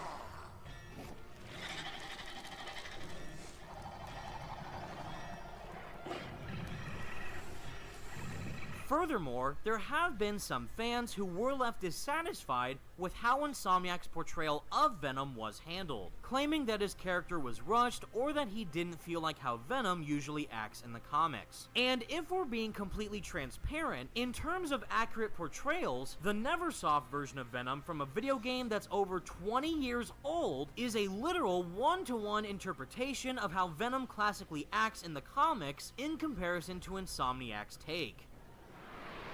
Gotta find her. Got no choice. I love this What a scene. wuss. Hey, wanna race? Parker hates it when I get the drop on him. Parker hates it when we get the drop on him. No. Parker hates it when we get the drop on him. I hate it when he gets the drop on me. Oh my god. Yeah, that scene's a classic. And how would you rate your manager? Get the truth anonymously with SurveyMonkey. Anyone?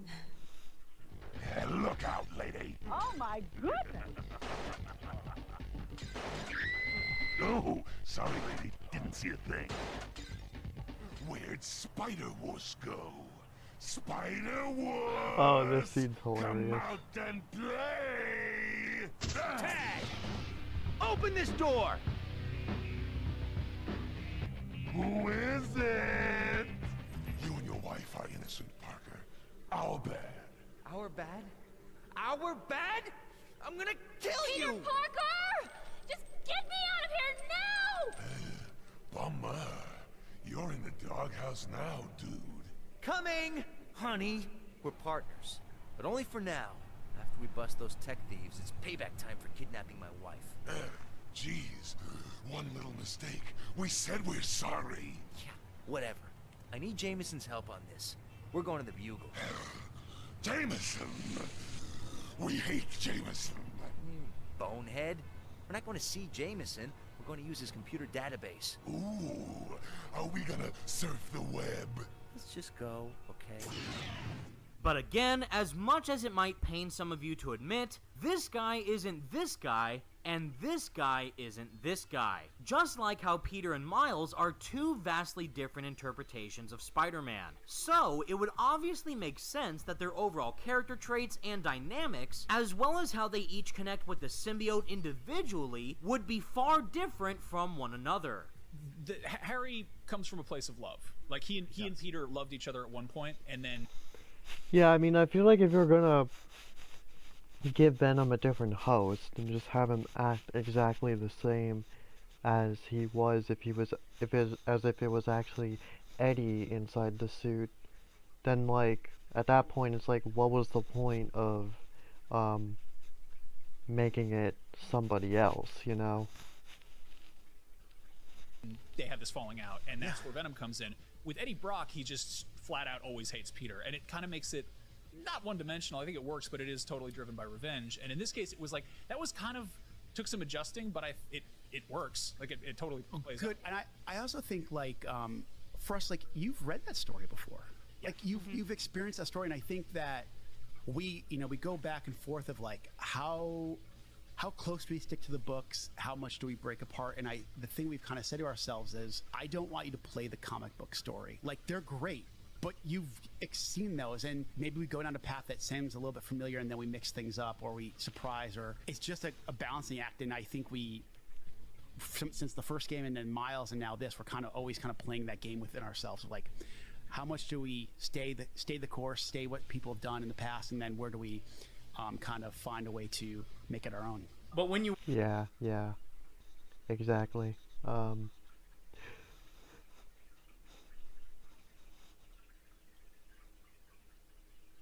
Brian Intihar is really the best of the best. For making your own version of Venom, also bringing in so much from the comics from like artists like Todd McFarlane and Brian Michael Bendis, and of course Donny Cates, Ryan Stegman. How'd you go about really making your version of the character give that Insomniac twist, like you said, like being new and fresh, but also still staying true to what the character is? Yeah, I mean, I think you have to, when it comes in particular to Venom, I think you have to be very careful because there are people who don't like comics but like Venom. What happens in the comics with Eddie is different than what happens with Pete, but in a way, Pete directly or indirectly impacts the host. With Eddie in the comics, Harry in a different way. There's a sense of, with our game, in a way, the metaphorical bond between Harry and the symbiotes, they both were rejected by Peter. So they bond over the rejection. So that's what brings them together. And obviously, you know, the symbiote plays upon the fact that Harry is not feeling very well and suffering, and shows him a world where, and then the other thing is when Eddie gets it in the comics, and by the way, I hope I'm not screwing this up, right? Some comic person, you're so wrong. You're doing great. It's a big story of revenge, yes. Right? You did this to me and now I'm gonna get back at you. Yes. That's not our story. That's not what we do. We do more of like, Pete, I'm gonna do this. I'm gonna heal the world. I want you next to me. And if you're not next to me, well, I'm gonna get you out of the way then. So it was it was just a different way of doing it. It's a little mix and matching. It's a little bit what we want to do, what we feel like, you know, it's really core to the experience of Venom, what fans really like, what they're gonna enjoy, and then finding areas where we can put our own twist on it. Clearly, Insomniac understands how to properly portray these iconic characters in their own unique ways that make sure to remain faithful to their comic counterparts while still giving them a breath of fresh air in order to mix things up within their stories. Otto acts like Otto, Norman acts like Norman, Kraven acts like Kraven, Cletus acts like Cletus, and so on. But things are pretty different when it comes to Harry as Venom in comparison to Eddie. Although, it is certainly hard to differentiate Eddie from Venom. One of the reasons why I and so many others love Venom so much as a character is because of the man behind the goo. Okay, that came out wrong, but you all know what I mean. Eddie Brock. The Pokemon trading card game, Scarlet and Violet Temporal Forces. Play early at pre-release.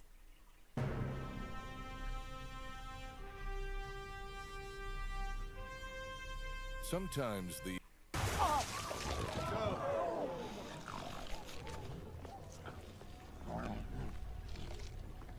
Hey, Eddie. The scene from the movie is actually funny in context. While there have been a multitude of hosts that have taken on the role of Venom in the past, Eddie is the OG and will never be replaced. The shared bond of hatred that Eddie and the symbiote hold for Peter Parker, and their never-ending rivalry with Spider-Man, is what makes Venom such an engaging character in the first place. Now, we're one. Now, you're gonna pay. From now on, we're poison to you, Spider-Man. That's why we call ourselves Venom. From now on, we're poison to Peter. Hey, there it is. Spider-Man, we're Venom! I can't stand Spider-Man. I can't stand him. I hate him. Additionally, one of the coolest aspects of Venom is that he can be just as much a psychological threat to Spider-Man as he is a physical one, where Eddie and the symbiote will do whatever they can to consistently torment Peter both in and out of the suit, as well as go after the ones he loves in order to obtain the vengeance that they so desperately crave. So it can be hard to envision anyone else being as encapsulating as he is. You know nothing about us, but we know everything about you. You see us everywhere, even in your nightmares. Revenge is a human trait we enjoy. We'll have our revenge against you and the ones close to you, like your poor Aunt May or Mary Jane Watson. We know all about them too. You leave them alone. Hey, buddy. Real quaint. Homie.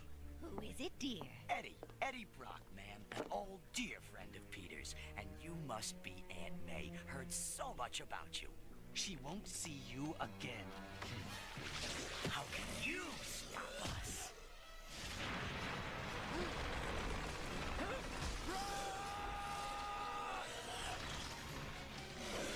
You haven't suffered enough, and we want to dismantle you piece by piece. After all, we know who you are, and everyone you care about.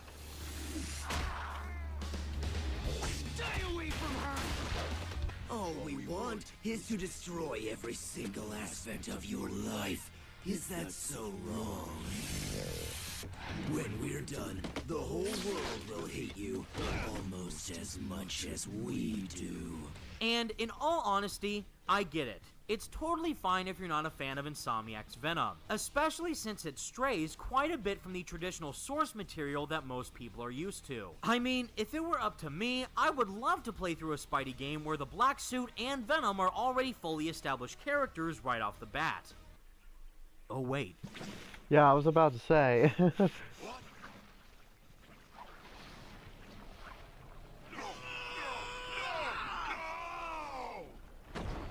Venom, get ready for a world of pain. That's what I'm talking about! That's why he's the MVP! That's why he's the GOAT! The GOAT! But clearly, Insomniac wanted to try something different. And to their credit, alongside of cultivating a rendition of Harry Osborn, whose story and character thoroughly resonated with me on multiple levels, they also included quite a lot of elements of the symbiote's lore from the comics that we haven't really seen in much else Venom media. Yeah, definitely true. Also, love the inclusion of the Ultimate Spider-Man soundtrack as always.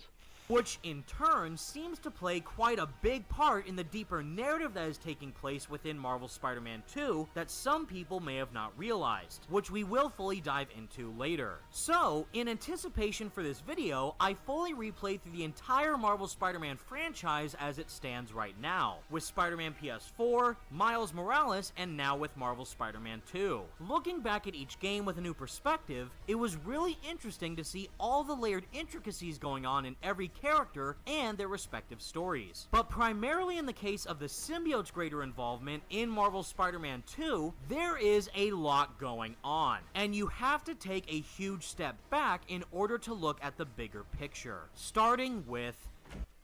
And we're back with Rachel, a specialist in all things Wawa dinner. That's right, Mark. Wawa has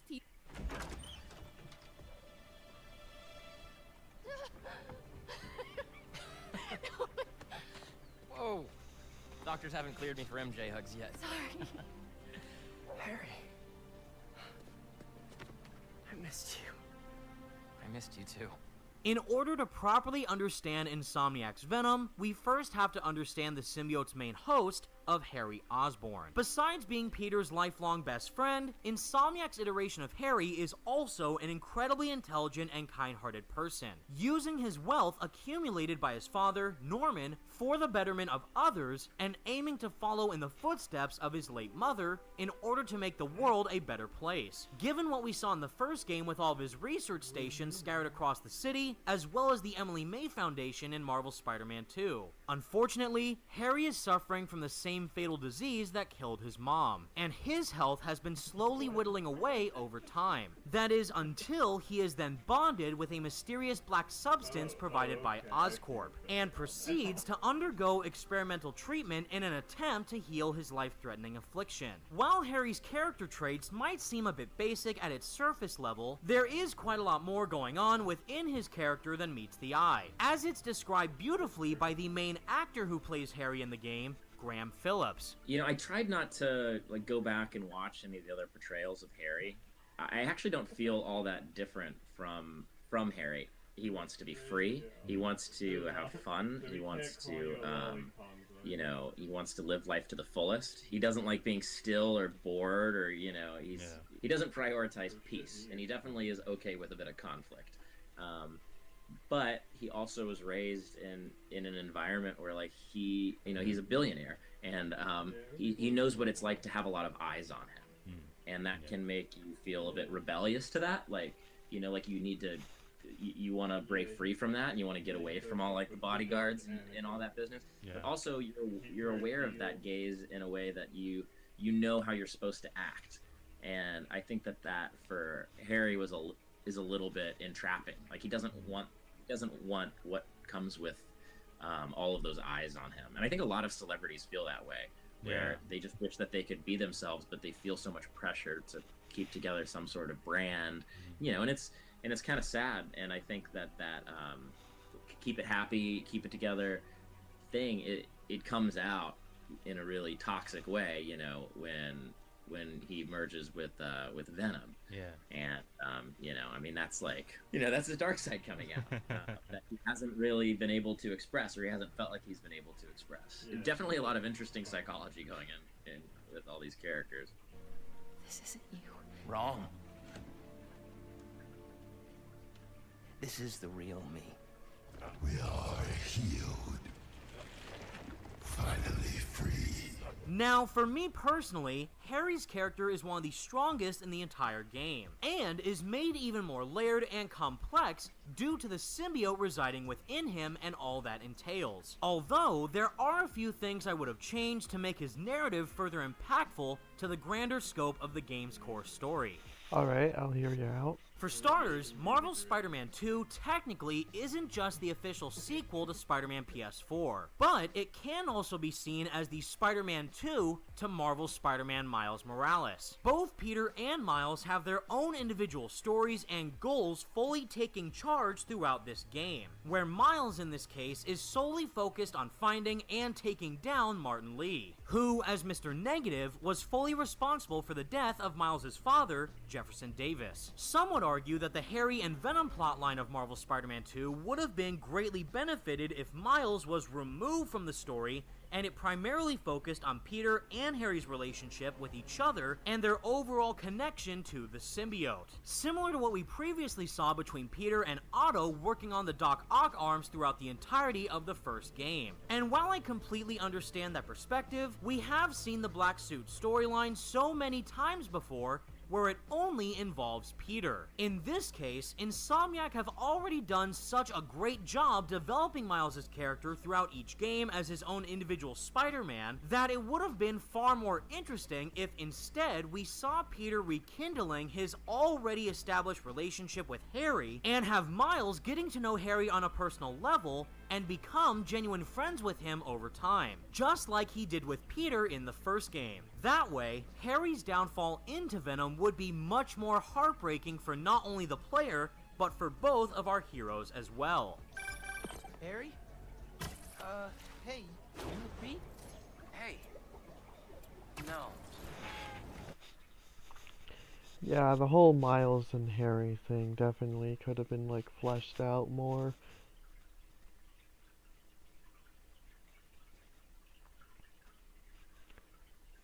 I mean, I guess I get what they were trying to go for within the final boss, where it's like Peter's two best friends, like, fighting over, the events. But still, that could have been more impactful if, like, Harry and Miles actually interacted more.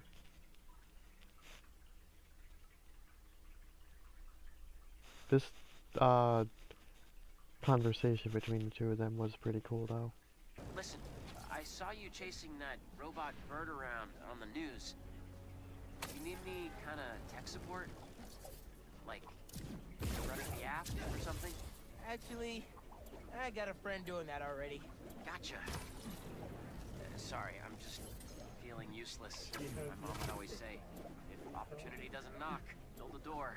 Even though she's gone, I still ask her for advice. Is that weird? Nah, it's the same with me and my dad sometimes. Nice to know I'm not alone. Thanks.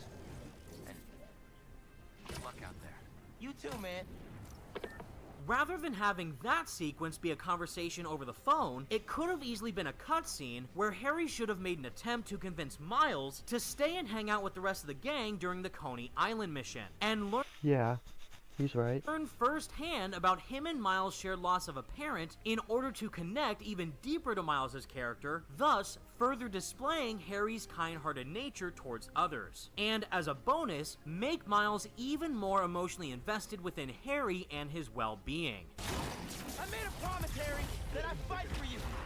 You don't care about us. You don't know us.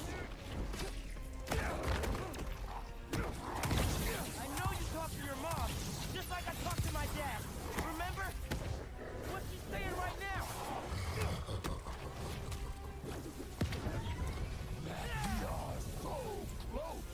But I digress. For the case of Harry, we get to see exactly how genuine a person he is at his core throughout the entire game. But simultaneously, the same notion applies to the symbiote and its character development. Some people seem to view the symbiote in this game as a straight up evil alien entity and nothing more, when in reality, that couldn't be farther from the truth. Yeah, I will say that's one of the complaints about this game that, like, it's just, I consider, like, invalid somewhat. Like, the people who say, that, the people who complain about the story by saying, like, oh, the symbiote isn't evil by default, I think they're definitely missing a lot of, like,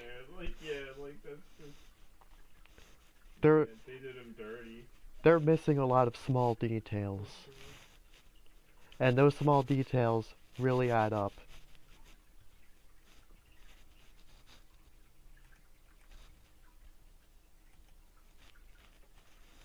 I could go on, but let's see what Evan says. And it's honestly just as big a main character as Harry or either of the Spider-Man. In the original Spider-Man comics, the symbiote was never actually evil, and it Yeah, this is actually true. I kind of feel like, for general audiences, this is kind of like not very well known anymore. wasn't until the 90s animated series where that particular narrative beat was popularized and seemingly used in every other piece of Spidey media that followed. No! What have I done? What's this costume doing? Doc Connors was right. The symbiote's taking control. I gotta get it off. Oh, it's too late. It won't let me. Ah! Stay away from me! I thought I wanted what you had to offer, but I'm not like you. And I won't let you do this to me. No! What's the most dangerous animal on the planet? Sharks. White people. We are Black Knights making sure that they don't take it out on a brother. We saving the damn world. What? The American Society of Magical Negroes, rated PG-13, now playing only in theaters. Symbiote. It's changing me. It's taking over my life. I have to get it off. Stop, Pete. Come on. You're overreacting. The suit, the symbiote, it's made life better. And there's no one else we need. Not MJ, not Gwen, not even Aunt May. Those weren't my thoughts. You feed off of negative emotions. But right now, I'm starving you out. Stop! Don't do this! We only want to help you! Be with you! Sorry, Simbi. I know this must hurt. But we're just no good together. Consider yourself dumped. I like being bad. It makes me happy. Instead, on its home world, the symbiote is an emotionless being who preys on emotionless others. However, fate has paired it with an emotional being who feels intensely. Fear, greed, excitement, responsibility, love. But symbiosis is a two-way street. The alien costume is intelligent. It has learned to feel, and in feeling, to act. To be honest, I didn't even know the suit was alive until the end. It's more like I felt urges, impulses. To do what? Use my power. Like, really use it. No holding back. But, end of the day, I was the one still in charge. Any decision I made during that time is 100% on me. So you are defending the carnivorous alien monster that is trying to devour your brain?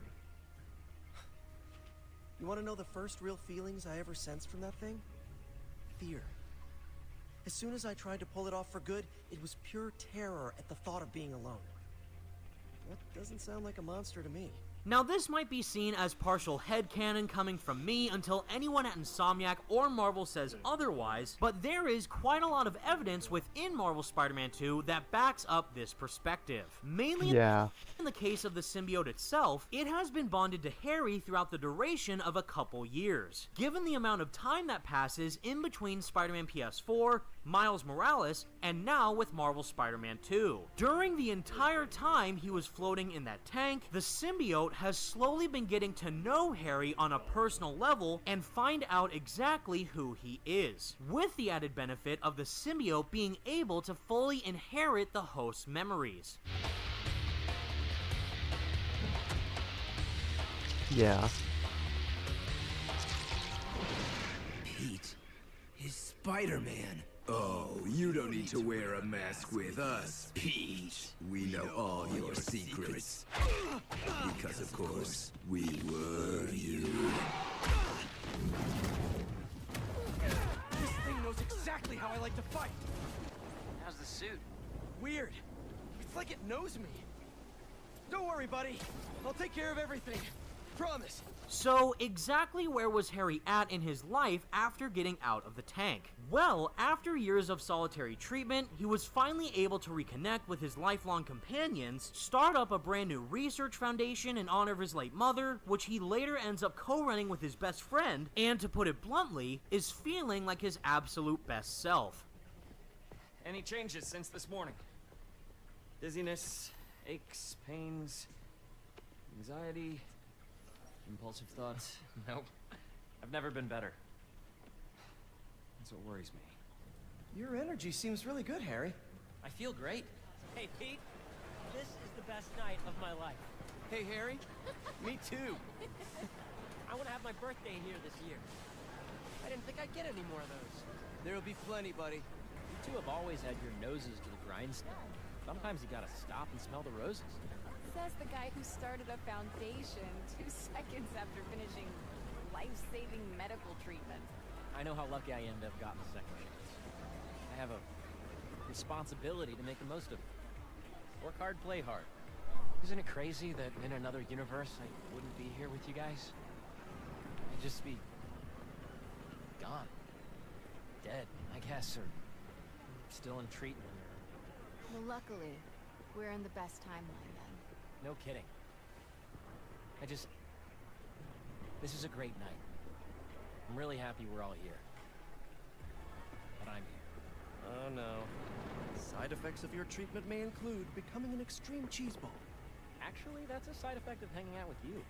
Oh, burn! I missed you, buddy. Keep in mind that all of these positive emotions and memorable moments that Harry was personally feeling and experiencing throughout the game wasn't just impacting Harry alone, but it was also affecting the symbiote as well. In the context of this game's story, Harry is more than likely the first ever host that Insomniac's symbiote has bonded with. Well, at least on Earth anyway, so everything that the symbiote learned and felt emotionally, it all came from Harry. Well, the whole Coney Island sequence was really interesting because that had the most of a difference between what it was like initially shooting those scenes and then how they turned out. You know, when you're in a place like that, there's an energy to it. There's a frenetic energy. There's like a, you know, everyone's there to celebrate. It's also chaotic.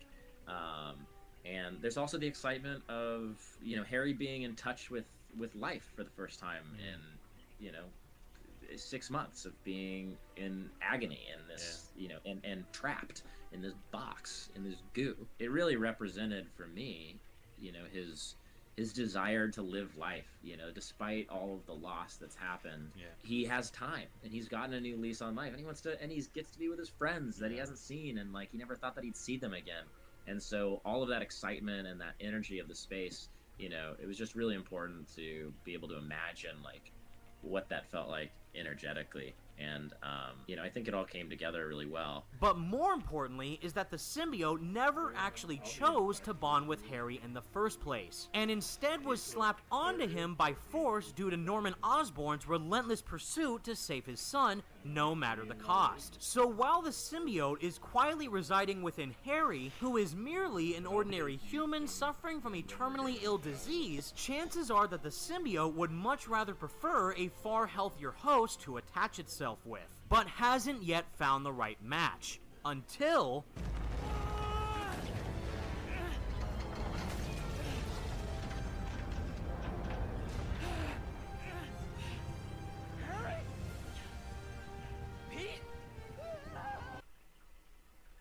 Order Pizza Hut now and get a free large pizza later. That's a free pizza on your next order. So you... Okay, we gotta talk. We sure do.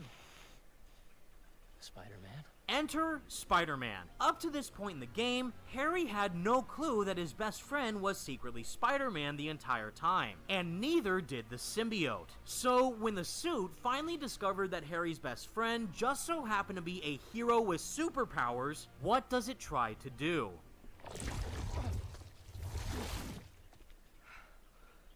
We both have superpowers. Just think about all the stuff we could do to heal the world. Sorry. What are you... Hold on.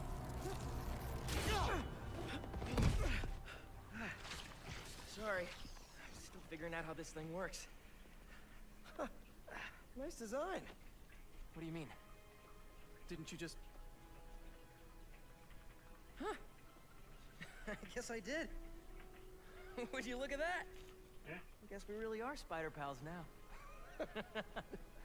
The symbiote immediately tries to bond with Peter and take all the knowledge that it learned from Harry and apply it to a stronger host that better suits its needs. Essentially, not only does Harry view Peter and Spider-Man as a close friend at this point, as well as a hero that he can look up to, but so too does the symbiote. What is all this stuff? Environmental study by a new startup. The launchers for high-altitude weather sensors. And this startup gave us permission? Yes. I checked with the head guy. Super nice. Seemed excited about helping out Spider-Man. And on top of all that, Harry then later becomes a superhero in his own right, where both he and the symbiote are inspired by the example that Spider-Man has set before them, and proceeds to team up with Spider-Man, which then elevates Harry and the symbiote's friendship and bond at a deeper level with Peter even further. Even during the Agent Venom mission, we get to hear Harry finally let loose and enjoy the power that he has been given on his first day on the job with his best friend. Just like what we have seen with Peter and Miles initially experiencing their own powers. Yeah.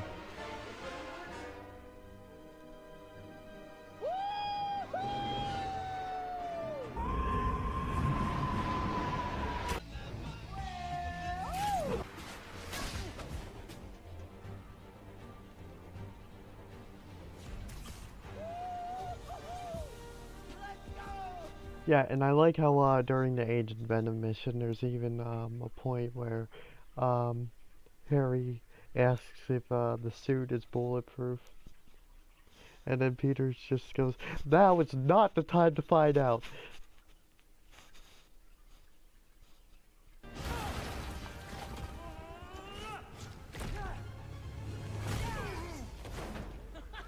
Harry? What are you doing here? Helping you out, Spider-Man. Never felt so strong! Don't let it get to your head. You're not invincible. You feel like this all the time? It's not all punching bad guys. I've had to make some hard choices too. I'm really glad that they put that conversation in the game. That was great writing. That's the gig. You don't even know what I'm doing. That suit's wild. I think I'm getting the hang of this. You can teach a class. Maybe I can get my job back. More rocket guys incoming. Stay calm. Take them out one at a time. Right. One at a time. You got it, Pete. Starting to feel out of my depth here. Sure we can do this? Of course. We're the Spider Pals. All right. Call me crazy, but this might be one of the best out more. Hey, good job back there. Really?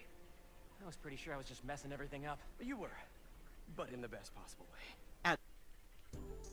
Lost Delaware Medicaid and need health coverage? At healthcare.gov, 4 out of 5 customers can find... At this point...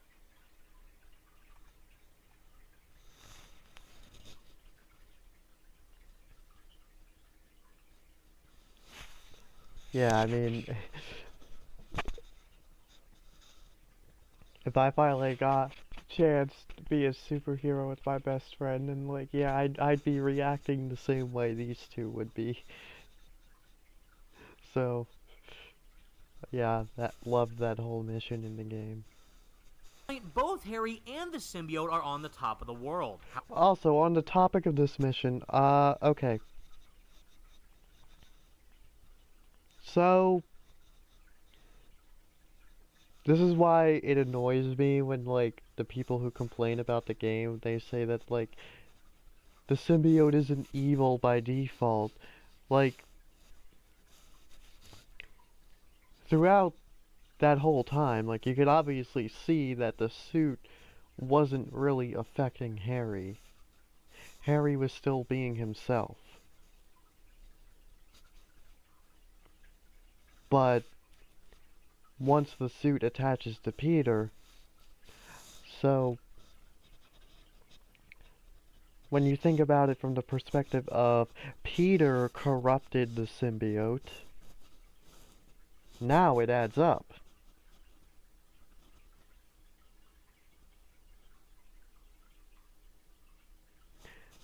Those feelings that, like, he normally holds back, now they're being pushed to the forefront.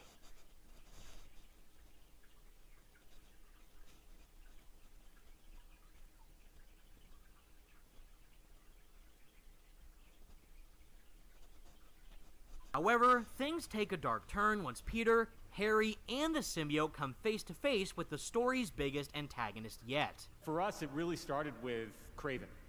He's our catalyst for the story, right? Like before the game starts, he's halfway around the world being Kraven, hunting, trying to find the ultimate prey. And he watched from afar as the events of the first 2 games occurred. And he decided, you know what? There's a lot of stuff going on in New York City. That might be my new hunting ground. So, like I said, Kraven's a catalyst for everything happening. When he comes to New York City, a lot of things start going wrong. We have Lizard coming out. We have the symbiote coming out. There's a lot of drama that's happening in this game. Light the fires. The great hunt begins. Given everything that happens within the game, Kraven isn't just one of the main threats that the Spider-Man have to go up against. But in actuality, Kraven is one of the biggest factors towards the creation of Venom. Yep, exactly. During this mission, we still see Harry, the symbiote, and Peter teaming up as heroes in order to save MJ and Dr. Connors. And everything is going fine. Until... where we now get to witness an emotion from Harry that the symbiote has never experienced before. Rage. Yeah. Not as venomous as they say. Yeah, this is like what I was saying earlier.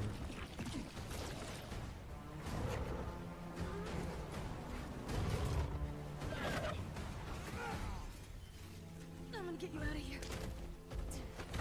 This feels not great.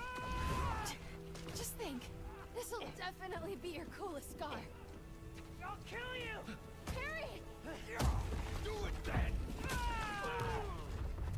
Look out! And that would also be the symbiote's first experience with, the desire to kill. I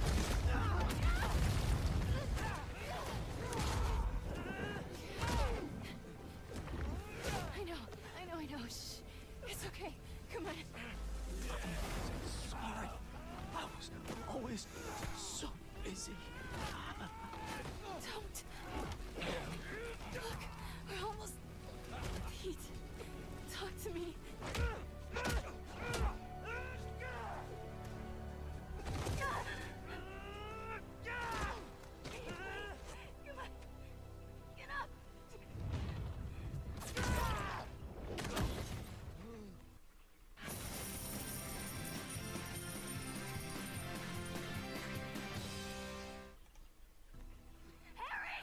both Harry and the symbiote fall into a flurry of emotional anger and hatred towards Kraven for hurting their best friend, and do everything in their power to hurt him as much as possible. And what's worse is that the wound that Kraven inflicted onto Spider-Man is so fatal that Peter actually ends up dying in the process, which then leads to another emotion from Harry that the symbiote has yet to undergo.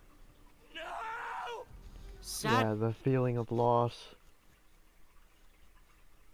Well, I mean, obviously he lost his mom and everything, but that was a long time ago. Like, this would be the first time symbiote has actually experienced this for itself.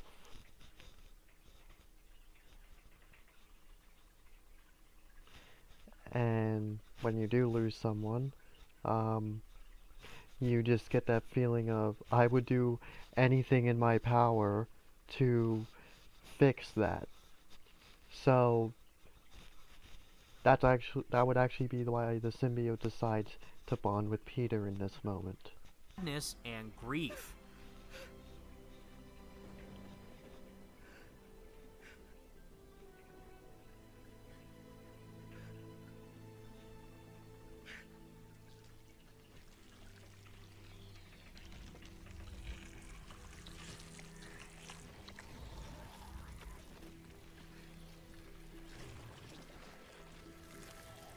All hope seems lost, until the symbiote decides to take action and attempts to aid a fallen friend by providing Peter with the same gift that it bestowed upon Harry. And thus, we begin our very first step towards the downfall of the symbiote, with the birth of... What happened? I don't know.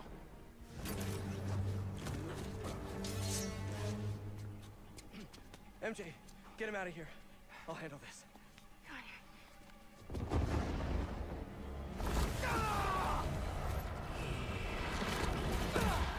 Oh, this feels good. Causes to live. Get your boss. So, now that I'm watching this video, this does make me think from a different perspective. Which, you know, that's always something I love about these games, actually, is the fact that, like, I could keep playing and replaying them and, like, still notice some, like, new things and think about the story in a way that I never did before that just makes me love it even more. So, right here, when Peter says this...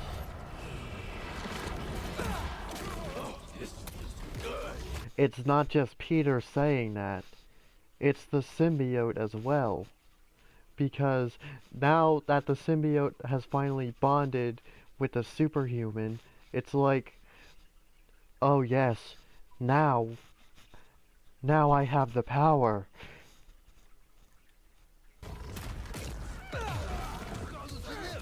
Get your boss needs better aim. You're just what Kraven has been searching for. I feel sorry for him.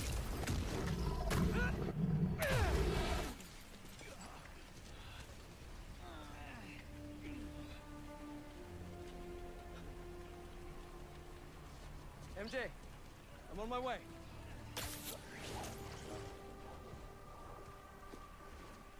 What are you? Trek the lizard. The spider is mine. At long last, Spider-Man and the symbiote have now become one. As I mentioned earlier, is that the symbiote's ultimate end goal was to essentially find a stronger host that was well suited for its biological needs in comparison to Harry. And what better a host than our friendly neighborhood web-slinger? I'm wearing an alien. We call it a symbiote. It bonds at the subcellular level with its host. In our case, Harry Osborn. He gave it to you? Not exactly. I was hurt, and it chose you. Think I'm late on my car insurance. Good thing the General gives you a break when you need it. Yeah, with flexible payment options to keep you covered. So today... Now, at this point of the game, we start to enter familiar territory when it comes to the black suit and its previous storylines. Peter overindulges in all the power that the symbiote provides him, his personality is then morally corrupted slowly over time. At one point, the symbiote even body snatches Peter entirely in order to experience the power of being Spider-Man for itself. Peter ends up hurting the ones closest to him, and eventually, Peter decides to separate from the suit once he realizes all the damage it has done to his personal life and those that he loves the most. But in the case of Insomniac's rendition of the black suit, things are a bit different. Where for the context of this game's story is that Peter's main goal once he does receive the symbiote is to remove the suit from himself and give it right back to Harry, whose health is rapidly deteriorating without it. So, the suit cured your... Yeah. Which means without it, you... Yeah. But during the time that Peter does have the symbiote, it still continues to learn from its host. While Harry was totally immersed in an extremely positive environment surrounded by his friends and filled with immensely joyful emotions, Peter doesn't have that same luxury, considering all the trials and tribulations that he's been facing as Spider-Man for the better part of a decade. Experiencing the stress of properly balancing his two separate lives, is constantly fighting people that are trying to kill him, and in the events of Marvel's Spider-Man 2, Peter is still coping with the loss of Aunt May. No more helping one at a time. Not with this suit. Even though we do see instances of the symbiote acting heroically in its own way while attached to Spider-Man, the bad moments that Peter has with it far outweigh the good. This brings us to my personal favorite aspect about the Black Suit storyline, is how Peter becomes too dependent on the symbiote and its power. Similar to the concepts of addiction, which the game's cast and crew have already thoroughly discussed on how that was a massive thematic focal point for this specific symbiote storyline, is that Peter feels like the Black Suit is the only thing that can remedy the issues for everyone around him and for his own personal conflicts that he's facing as Spider-Man, which is also highlighted even further if you take the time to read some of the main mission's descriptions. But sadly, with all of the power and none of the responsibility, Peter has officially reached his absolute lowest. Yeah, so all of that's why I say, yeah, Peter had influence on the symbiote.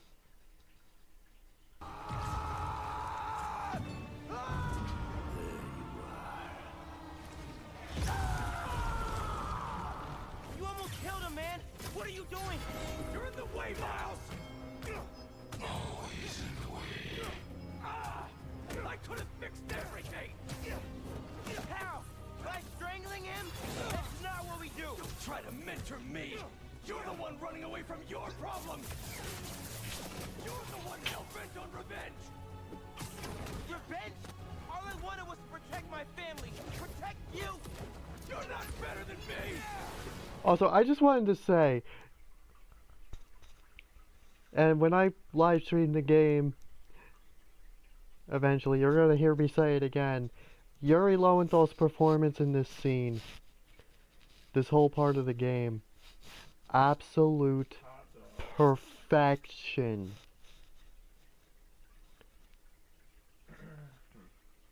And that's one of the reasons, I hate to bring this up again, but that's one of the reasons why I was so disappointed that, like, he didn't get the Game Award for Best Performance.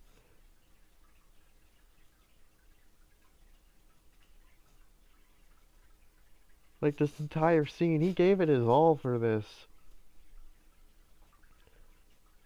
And I'm not afraid of saying this at all, so I'm gonna straight up say, Yuri's performance in this game is hands down the single greatest voice acting performance I have ever heard in a video game.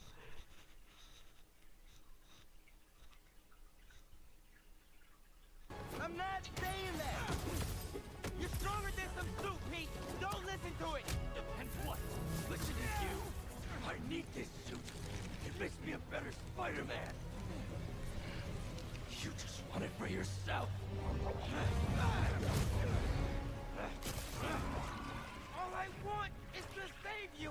I'm the hero! I don't get saved! All I wanted was to save everyone! MJ! May! the city thinks that I'm the problem. You think I'm the problem? But I'm not anymore. I'm the solution. Yeah, this entire scene just lives rent-free in my head. And like, I'm gonna fully admit to something here. I've kind of been struggling lately, and like, emotional struggles, and I've been just like watching this scene like every single day to help me through it all, because it's like a reminder to like not listen to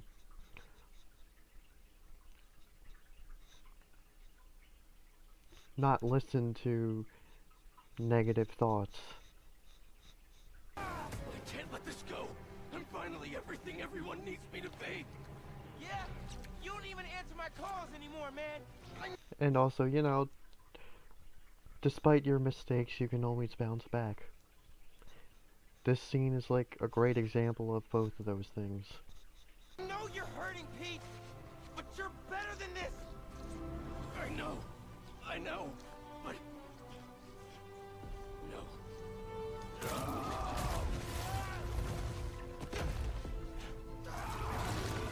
In a way, rather than the symbiote intentionally corrupting Peter, I personally believe that it's more accurate to say that Peter indirectly corrupted the symbiote the longer he was bonded to it.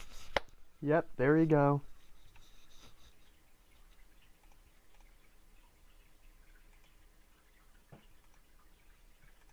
And in turn, the symbiote only acted upon the inner desires that Peter, or its respective host, was feeling at the time. Where are we anyway? We are inside Spider-Man's mind. We've seen what those creatures do to people around the city. They get in your head, twist your desires. The symbiote. He killed them all. The problem solved. That's not what Pete thinks. No. But it might be how he feels. All these villains. He really thought the suit could solve it all. I'm done talking! Done begging for validation! From you! From anyone! Validation? But this is about your job! It's about me! Hey! Not my job or this stupid house! For once, it's not about you! Always about you! You can't keep a job! You can't pay the mortgage! I have a job! With Harry! We'll be okay! And for how long? There's only one job you care about. Spider-Man! That's not fair! People need me! You know that! What would the city do without Spider-Man? Look how it's doing with you! I live in your shadow where my dreams turn to dust! That is the truth! All I do is help you! My life is constantly interrupted by you! Looking for answers, please! Because you lost a job or can't pay a bill! I write words I don't believe in for a man I despise! So you can be happy! Unlike other shooters, in Siege, you need to act faster. Peter's excessive amount of pride, overconfidence, arrogance, and anger that he experienced while wearing the black suit all fed back directly into the symbiote, which was something that never happened when Harry had the suit for himself. On top of that, the anguish, self-doubt, inner frustrations, and repressed rage Peter harbored toward both himself and those around him were all planted into the symbiote when it bonded back to Harry. Thus, the symbiote started to fully represent that animosity and hatred. In short, the symbiote didn't give hostility and contempt to Peter, it learned all those negative emotions from Peter. Yeah.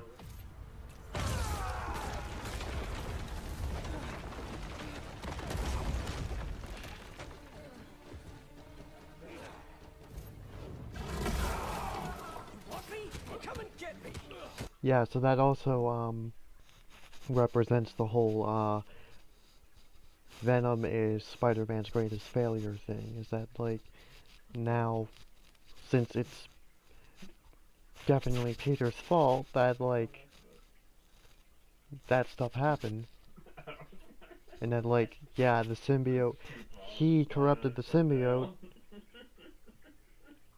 Yeah, Venom is his creation. It's just because it's a Friday. It's not a Saturday. What the hell was that? I don't know. I was just so... in the suit. You okay? I think so. I'm going to the breaker room. I can do the next steps there. You okay? Yeah. I feel amazing. Hunters. You all should have ran when you had the chance.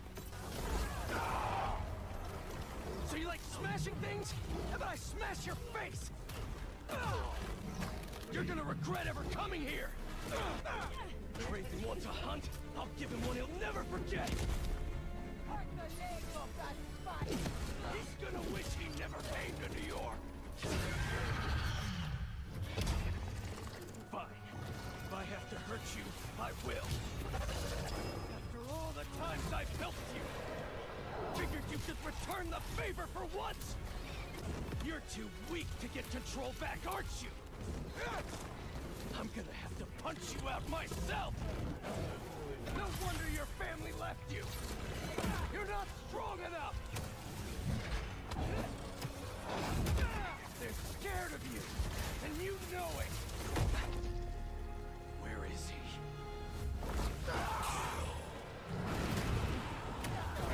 Where is Spider-Man? Find him yourself. Stay focused.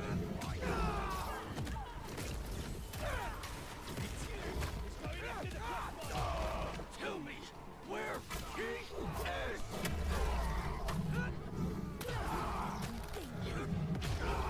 Tell me. Come to me. I'll tear you limb from limb. Where?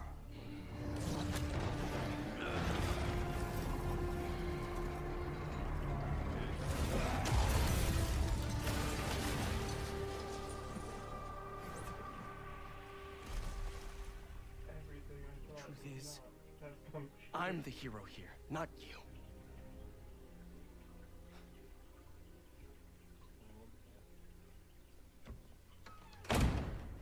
Which now leads us back to Harry. Throughout the entire time Peter had the black suit, Harry has slowly but steadily been falling back into his isolated, weak, and feeble state. Not just physically, but mentally too. While some people argue that the black suit arc in Marvel Spider-Man 2 should have lasted much longer, considering that you don't even get the symbiote until you're literally halfway through the game's main campaign, that logistically couldn't have happened here within the context of the game's story, considering the fact that Harry is dying. So if Pete had the black suit on for too long, then Harry would simply be dead by the end of the game's second act. Instead, Act 2 essentially comes off as a race against time, where Peter is trying to hurry as quickly as possible to have Harry reunite with the suit in order to heal him.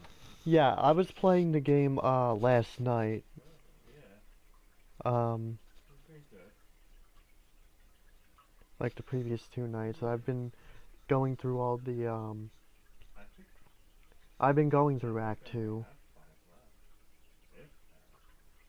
And I definitely agree what you says. Well, okay, hold on. What I'm actually doing is, like, for this playthrough, I'm actually trying to, like, do everything on the map before I even finish the story. But, yeah, so I'm going through Act 2, and I definitely agree with what he says here. Act 2 really does feel like a race against time. Because when I was playing through the game, it gave me a very, Arkham City vibe to it, and Arkham City also felt like a race against time, where like the whole game was building up to Protocol 10, and then later on in the end of the game, Protocol 10 ends up getting released. So yeah, like Spider-Man 2 felt like that. Like it definitely felt like the whole Protocol 10 thing. Yep. So, like... Yeah, I guess Spider-Man 2 does if we want to equate these games to like Arkham, I mean, I was thinking, yeah, it does feel like Spider-Man 2 would basically be the Arkham City of the franchise, not just because it's a sequel, but because of the whole race against time aspect. And Craven would basically be this game's version of Hugo Strange.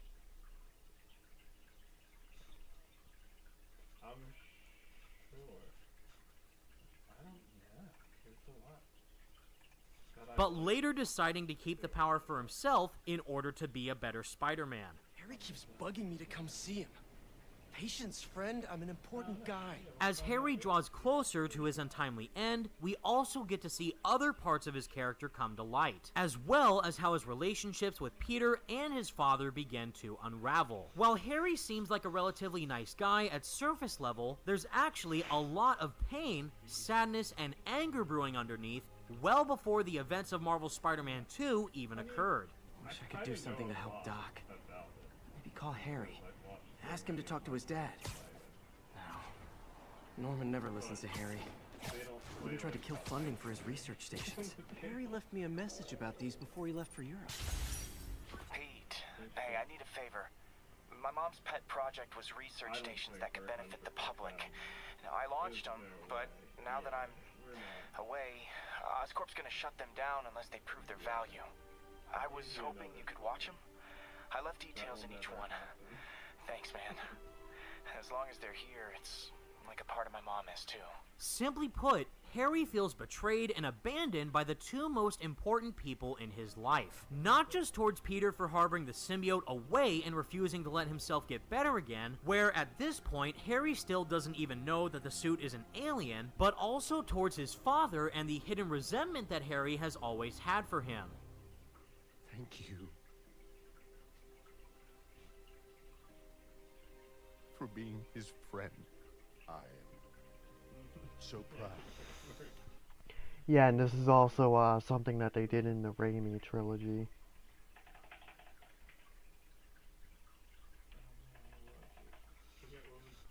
The whole Harry being jealous that his dad was more proud of Peter than him. The man you've become. Are you giving up on me? Mr. Osborn, are you okay? I'm worried about Harry. I have no one else to talk to. He's, not himself right now. And it's all my fault. It's mine too. Harry told me about his treatment. I knew something was off, but I was just happy he was back. I should have told him that more. I love you, son. Please. Just give me back my son. We are your son. We've never been good enough for you or Dad. It's messing with your head, Harry! You're my best friend! Then why don't you trust us? We gave you everything you ever wanted, and you threw us away. I should have been better! I'm so sorry! Look at us!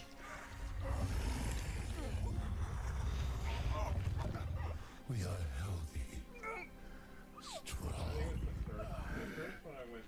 This is what you wanted, isn't it? Harry is not only feeling weak, but is seen as weak and helpless by the other people around him, which only fuels the fire towards growing Harry's inner rage. When you lost her, that day on the football field, I was there! Always have been! Until we got sick again. You abandoned us while we were fighting for our lives. I was trying to save you! Didn't feel like that to us. I saved your life? You won't save mine? Do you want me to die?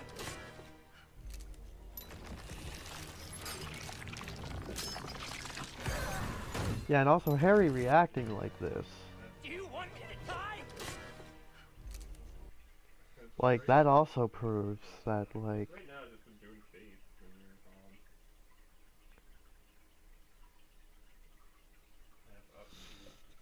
he still has all those feelings inside of him, because obviously in this scene he doesn't have the symbiote back yet. So if he acted like that before getting it back, then yeah, clearly I could, but it's gonna take some time. I only have 30 minutes. clearly Venom acting the way it does like makes sense. The only thing I can upgrade it to is just the 3 of them to match the 1. If that's the quickest with that route.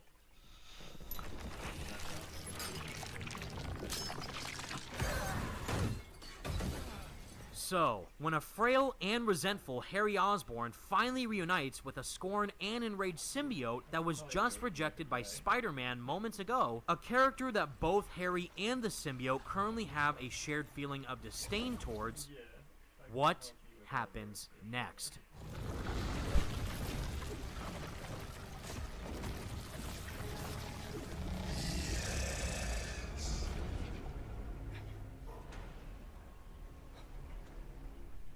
Harry, are you? Oh God.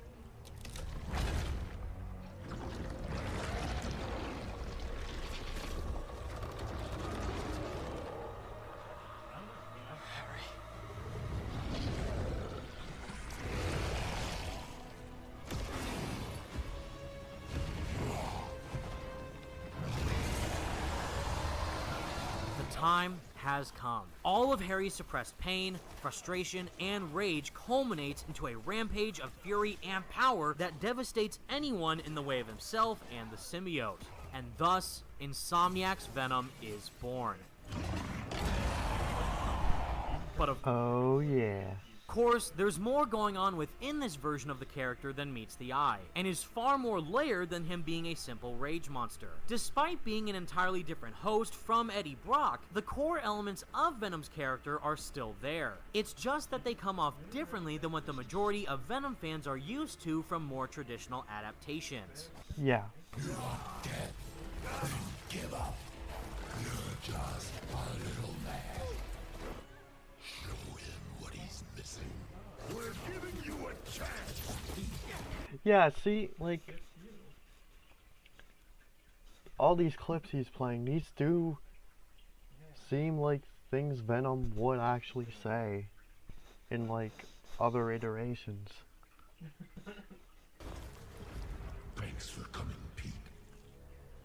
We want to show you something. For example, I love how this moment of the Venom and Kraven boss fight can be seen from both sides of Harry and the symbiote's perspectives speaking in unison. We were separated because of you. That's so. In this case, Kraven not only separated Harry from the symbiote by fatally injuring Spider-Man and unintentionally gifting Peter with the black suit, but he also separated the symbiote from its ideal host of Spider-Man due to the fight that ensued with both Kraven and Miles. This shows that both the symbiote and Harry are continuously bonding, or rebonding, during the fight through their shared trauma, pain, and anger towards Kraven, Peter, and everyone else around them. It's moments like these that, for me, really make Insomniac's Venom stand out amongst the rest. Yeah. Strike! Strike! Break my body against these shores of the living! Do what the spider could not. You destroyed our world. Hurt our friends. Let your vengeance feast upon my flesh!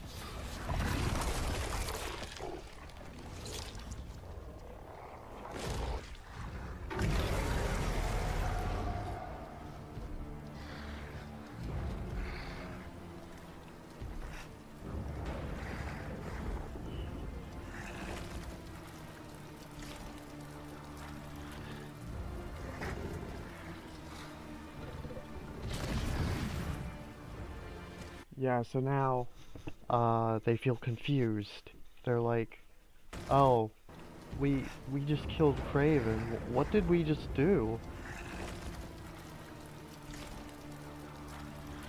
So that leads us to our next scene.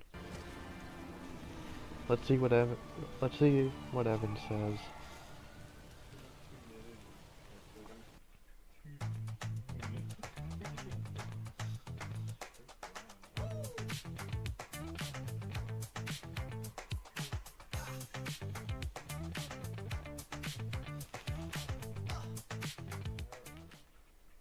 Got good benefits, got 401k, I give bonuses quite often.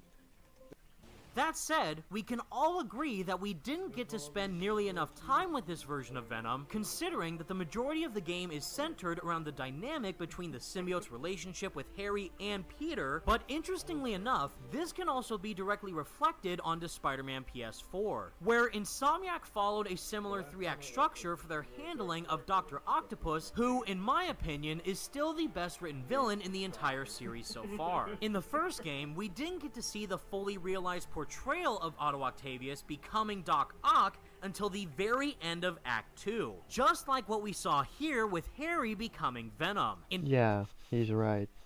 And I'm pretty sure, like, somebody even pointed out that, like, Harry actually has more screen time in Spider-Man 2 than, Otto actually had in Spider-Man PS4. So that actually means when you think about it, Venom actually had more screen time than, Doc Ock. Damn. But they're coming to Philly. It's just that both games were like building up to that final act of them becoming their respective villain persona.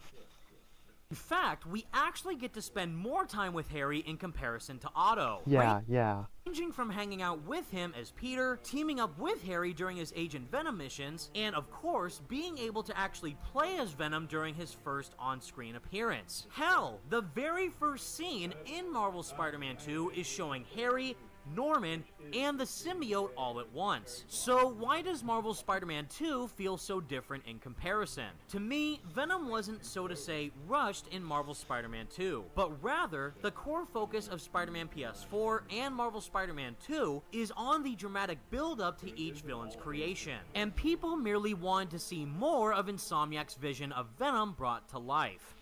Yeah. And granted, I think we'll get more of Insomniac Venom in the future, and I'm hoping we do, because I do feel like there is still more that can be done with this character. And if they do end up doing that, then it'll actually make these games actually feel more like comics, because then it's like, okay, well, this comic was like the origin of the character, and now we can do more with them as our storylines progress. So I apply that here with the game. That like this was like the origin of their version of Venom, and later on in the future we're gonna get more Venom screen time to further flesh out that character beyond what they've already done here in Spider-Man 2. If only there was a way that we could receive more of him down the line. Yep, exactly.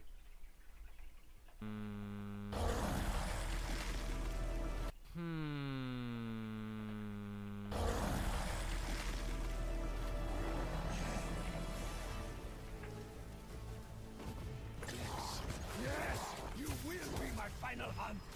Tonight shall be your first. Do I die at the end? Well, I can't really say that. It's gonna be a spoiler, but it's for you. I really want to experience like the whole game, but I feel. Well, like... I know what I think happens, but we actually we shot it like 3 different ways, so I have no idea what happens. So this is actually exciting. I get to find out. I get to find out if I'll be in the next game. So the ending. I have a feeling if I am, it'll be very limited. But I've heard some rumblings. So, Huh, that's interesting.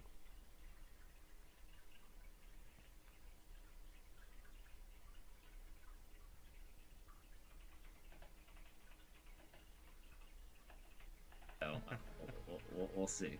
Yeah, you're no stranger to voicing characters in video games. So I'm kind of curious, how does this role as Venom stack up to your previous roles? It's one of my favorite characters so far. I'm not going to say it's pinnacle, but it's damn near close because we don't know what's coming up next. But you know, I love what I do. And this isn't just a job for me. This is a passion because I am a gamer myself, and I don't want to mess nothing up. I want it to be legendary. This is an unauthorized mission. Hitler's not playing by the rules, so neither shall we. I'm not leaving until I have a barrel full of Nazi hearts. Try not to be greedy. The Ministry of Ungentlemanly Warfare, April 19th. Like, oh, I gotta go get another beer, and then I turn my camera off. And hopefully time will tell. Regardless, we finally reached the point in the game where Venom's characteristics, as well as his overall goal, have become fully realized. The symbiote cured Harry of his disease. And yeah, so this whole scene that he's showing right now, actually, of that vision in his head, like... Yeah, that's actually both, like, the symbiote and Harry, like, feeling lost and wondering, like, where do we go from here? And now, the answer gets provided by going back to your roots and thinking about what Harry's mom would say. Heal the world. Have become fully realized. The symbiote cured Harry of his disease, and even managed to save his best friend from the brink of death. Harry's ultimate dream is wanting to heal the world, while the symbiote is merely feeding into the desires of its host. So, in Harry's mind, why shouldn't he share the gift that the symbiote gave to him and Peter with everyone else? And with his newfound power, Harry's going to share that vision with the world by any means necessary, even if that means going against his closest friends in order to achieve it. I think everyone's got darkness inside of them. You know, some people like swim in it day in and day out. You know, some people repress it. Some people, but it's there. You know, just as much as the light is in everyone. I think that for those scenes where Harry's relationship with that darkness was less like one of turmoil and trying to get away from it, but rather like for the first time in his life just like owning it, that really spoke to me. And you know, as someone who spends a lot of time trying to make sure that everyone's okay and like, you know, we're gonna be all right, you know, to just like drop into my dark side in a way that like disturbed the air negatively, and to just not worry about it and not really give a shit, that was really empowering for me. And Laura and Yuri gave me so much in that scene, and it was really, they made me feel like yeah, like, I mean, they were afraid of what I might do, and that was just, it felt really yeah, I just felt really powerful in those scenes, and like lethal, like a wild animal or something, you know, where they get really still right before they, you know, like kill an impala or something. Now granted, this stems far beyond classic Venom interpretations of him simply wanting revenge against Peter and Spider-Man. But to be honest, it actually takes a far different direction in comparison to the game's previous villains, who've already all had that shared trait in common. When I make a promise to this city, I keep it. Yeah, that's true. We'll soon make a decision that could change the course of this city forever. So when you're casting your vote, remember what I've done. We are all safer now than we have ever been. Liar! You have no idea what you're in for. You stole my company, my ideas! Now, the truth. Just give me the anti-serum! You've already done enough to ruin Osborn! No! He always bounces back! He has to lose everything!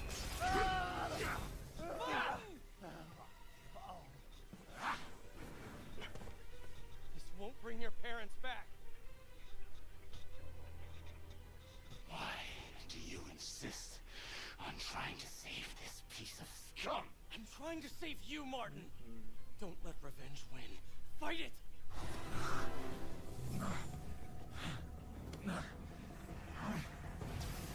Fight it, Martin! You can walk away! No! Osborn must suffer! You're a real prick, you know that? Yeah, like, I don't know. You know, when her brother and I were developing new form, All you did was put your name on the patent. He said the only thing you knew how to do was sell other people's ideas. Yeah, well, at least I still got a pulse, babe. but let's not dwell. You don't know what you're doing. They deserve what's coming to them. No, the reactor. Krieger changed the specs. You're not just gonna destroy Roxxon Plaza. You're gonna vaporize all of Harlem. And trust me when I say that I am fully aware that this is a bit of a far cry compared to what we originally heard about Venom's character from Insomniac and Marvel before the game released. Hey guys, how's it going? How's Bill, hey Brian, Josh. Evan. Good to see ya. Good to see you guys too. The Hall H panel was incredible yesterday. Totally focused on Venom and the black suit and the symbiote, and it was phenomenal. So my question for you guys is, I already know what they're gonna say, but so I will say interesting point, yeah. Anyway, I'm just gonna let the clip play out. how big of a role Venom is going to play in the game, what does the character of Venom mean to each of you? Good question. Would I... Two things. Well, there's many, but I'll only focus on two. One thing we talked about, what makes Venom so scary, is that he doesn't want to rob banks, you know? He doesn't want to take over the world. Venom wants to kill Spider-Man. Like, that's his... there's an element of fear. And the second thing that I think is very interesting is the idea of the symbiote suit as an addiction. There are many different addictions in the world, and what can happen is sometimes some people feel like, this is my best self, this is great, and your friends are like, no, you need to stop doing this, it's harmful to you. And so that's a very interesting dynamic to see play out amongst the characters. And so when we first sit down to talk about the game and the story, in addition to gameplay, we're always like, what is the story? Not the plot. What are some of the themes that we're talking about? So there are talking about things like darkness, darkness within, addiction, friends being torn apart, or coming together, as we say, be greater together. So I think all those kind of high concepts are really kind of fascinating about the symbiote and Venom. Yeah, I think for me, it comes down to, you know, when people think of Venom, for me, it's Venom is the equation of a host plus the symbiote equals Venom. And not only are they bonded physically, but there's something else emotionally that bonds them together. So I think when you play Marvel Spider-Man, you'll understand how that comes to be based on the story we're telling. I mean,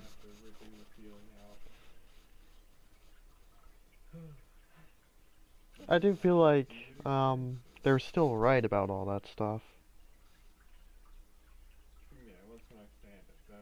And like in the context of that conversation, Evan was just asking what makes Venom special. So Bill Roseman's response about the whole kill Spider-Man being his only goal thing, like, that's just his response. That doesn't actually mean like that's gonna be like what the story's gonna be like in the game. But still, like what Brian said, that's still present in the game. He's definitely still right about that. But I like to think that Bill Roseman in that instance was talking about how Venom is usually done in the comics, whereas Brian Intar was talking about their own adaptation of Venom for this game. Yeah, yeah. For Marvel's Spider-Man 2, both Harry and the symbiote care too much about Peter at this point to simply kill him in a quest for revenge. But instead, they want Peter to join them in their pursuit to heal the world as a team, bonded together as one.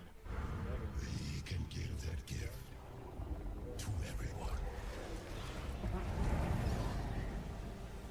But we need you with us, Pete.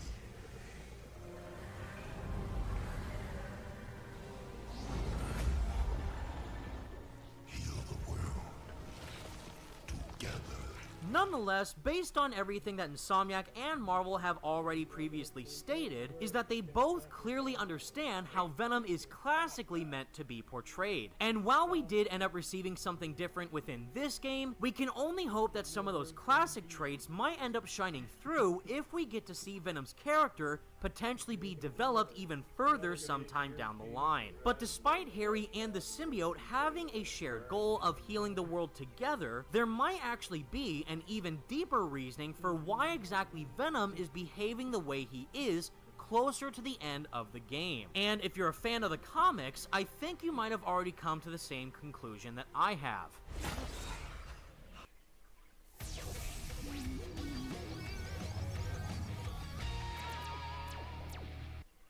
You're Arthur.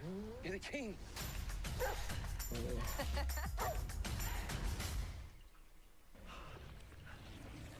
What is that thing?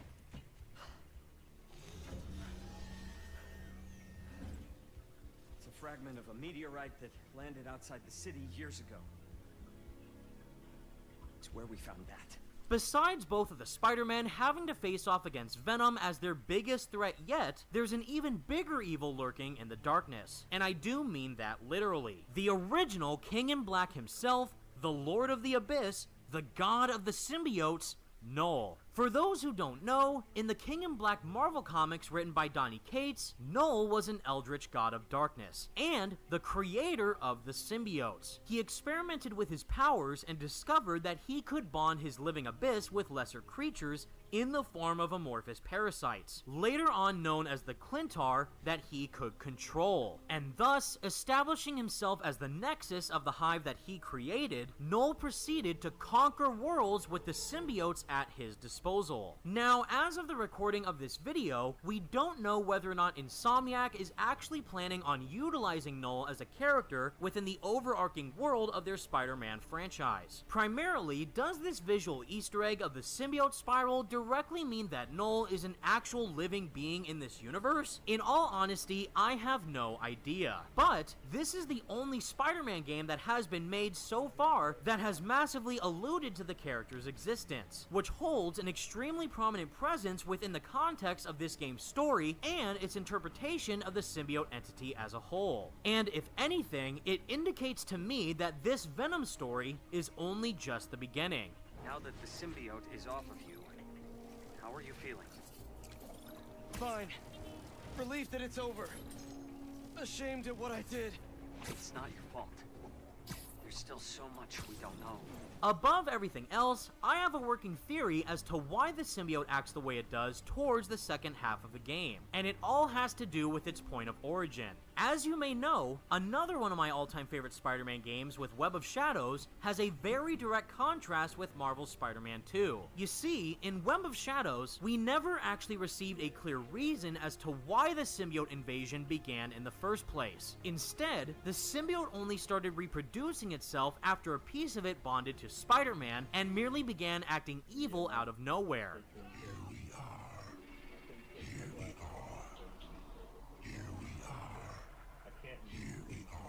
Gross.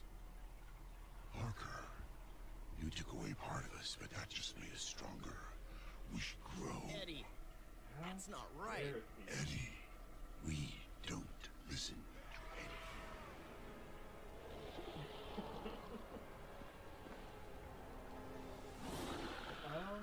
We even see both Eddie and Harry temporarily gain back control from the symbiote in order to communicate with Spider-Man, where at that point the symbiote is merely acting on its own free will. Parker, I'm going to... What? Destroy every innocent life on Earth? I can't stop it! So tired. Help me! But like before then, like I think he was developing. Take my hand! I can't But then like get rid of him! What are you doing? Get out of here, Parker!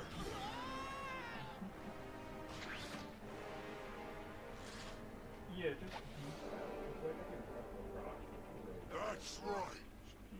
My flesh. My mind. My heart. Time to die. Like a man.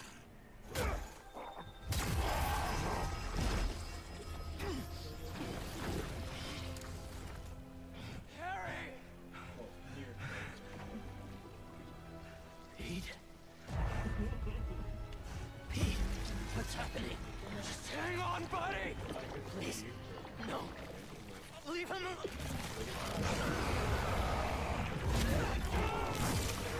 Fight, Harry! Fight! I can't. I'm done. You have to... You have to kill us.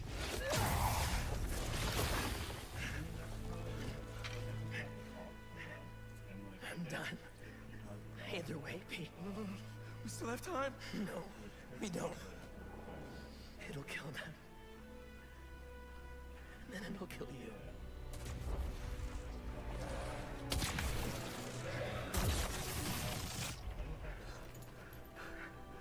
Let's heal the world, Pete. Together.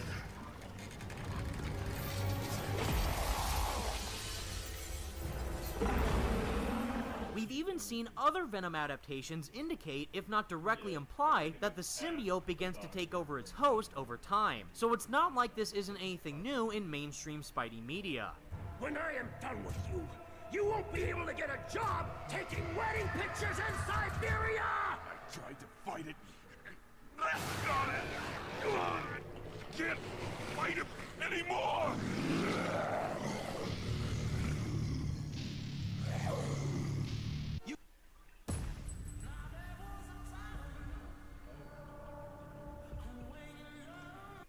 You don't understand, Brock. It doesn't just bond with you, it takes over. Makes you do what it wants.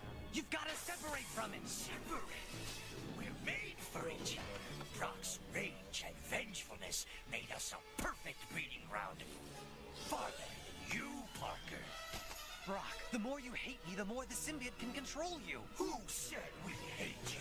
Fact is, we're your biggest fan. It's the symbiote that compels you to violence. You must fight its influence. You see, you are strong enough. You can reject it. No, Ashley. Our other is too strong. If you destroy Spider-Man, the alien will take over completely. My head. It's on fire. Eddie, no! Help me! I can feel the symbiote taking over. I'm a monster again. Don't leave me, Eddie! Eddie, please, fight it! Don't let the symbiote control you! No one's being controlled! We simply share the same desire. Your destruction. You're free. You can stop this. Stop hating. Can't. It only loves me. For the hate. Regardless, here in Marvel's Spider-Man 2, the reasoning behind the symbiote invasion is pretty obvious. The meteorite and its deeply rooted connection to Null and the Hive Mind. In the King in Black comics, Null is able to mentally influence and dominate symbiotes even while sealed away, driving them insane with bloodlust and hunger. He's also capable of remote piloting them, enabling him to see through their eyes and directly control them. For instance, when Null began to reawaken and assert his influence over the symbiote hive mind, an increasing number of symbiotes began succumbing to his will, including Scorn, Scream, Hybrid, and, you guessed it, Venom. We even get to see a glimpse of Null's immediate control over the symbiote in Marvel's Spider-Man 2, where the Black Suit attempts to leave Spider-Man for a brief moment in order to join back with the meteorite, after being separated from the hive mind for so long. Due to it being bonded with Harry for a number of years at this point. Not only does this directly parallel exactly how the symbiote's relationship works with Null in the King in Black comics, where Null is such an overpowering force towards all the Clintar in general, but it also mirrors the alien's deeper connection to the hive mind. We're now part of a life force that has existed since the dawn of time. Imagine what you've turned down, Parker. Think of all this knowledge. We've seen thousands of worlds, millions of civilizations, learned many secrets, always with but one goal above all else: to survive, Parker. The meteorite is the source of all the power, right? Creating goo, creating symbiotes. But it was useless until Harry repaired it. And that particle accelerator is what damaged it in the first place. Cut off a piece at low power. Right, so what if we crank the power up? Like way past 11? Might destroy it. And free everyone connected to the hive mind. Theoretically. As for the symbiote hive mind itself, it's thoroughly described as a mental and metaphysical realm that psychically connects symbiotes and their ilk to one another and their god, while also serving as an afterlife for deceased symbiotes and their hosts. It also enables those who possess the power of the King in Black to telepathically communicate with symbiotes and their hosts, impose their will on symbiotes to influence or corrupt them, and even create avatars by projecting their consciousness across space to remote pilot symbiotes either forcibly or with consent. Furthermore, this hive mind can go even deeper, all the way to its central core with that of the God Hive, where seemingly we end up getting to have a good look at the God Hive in Marvel's Spider-Man 2.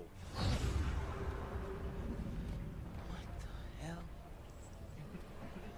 Where am I? You are home. Finally, you are where you belong.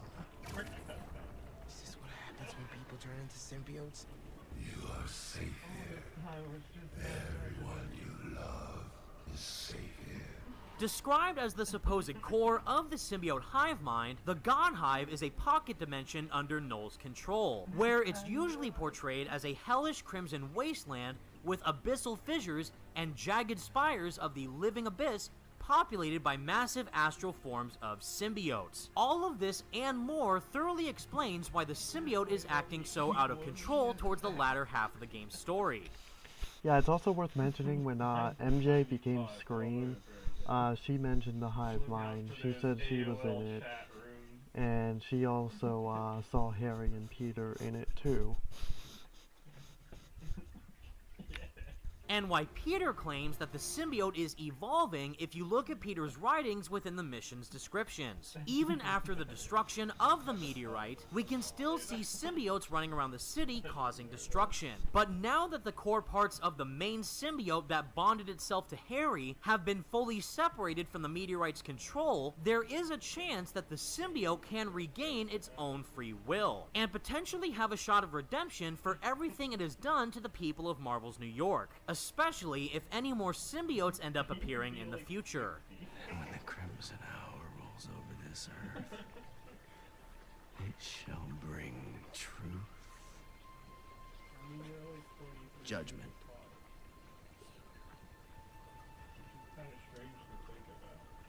and carnage. Ooh, I smell bad symbiote, and it ain't me. Bring it on, Grandpa! You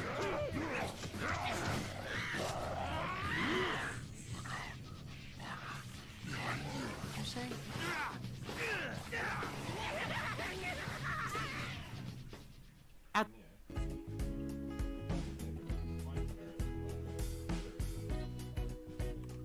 At the end of the day, forgetting about all the deeper comic lore that the game treads upon, Venom's core story in Marvel's Spider-Man 2 isn't one about hatred and revenge towards another person, but rather, it centers around the unbelievable sadness, tragedy, and pain that one person can experience with loss, and how that person can go about confronting it in a less than ideal way. For Peter, it was about hoarding an overabundant amount of power when he had the symbiote. Yeah, Brian Intihar even like went into that in an interview. He said that like he actually compared it to Endgame. He said he rewatched Endgame recently because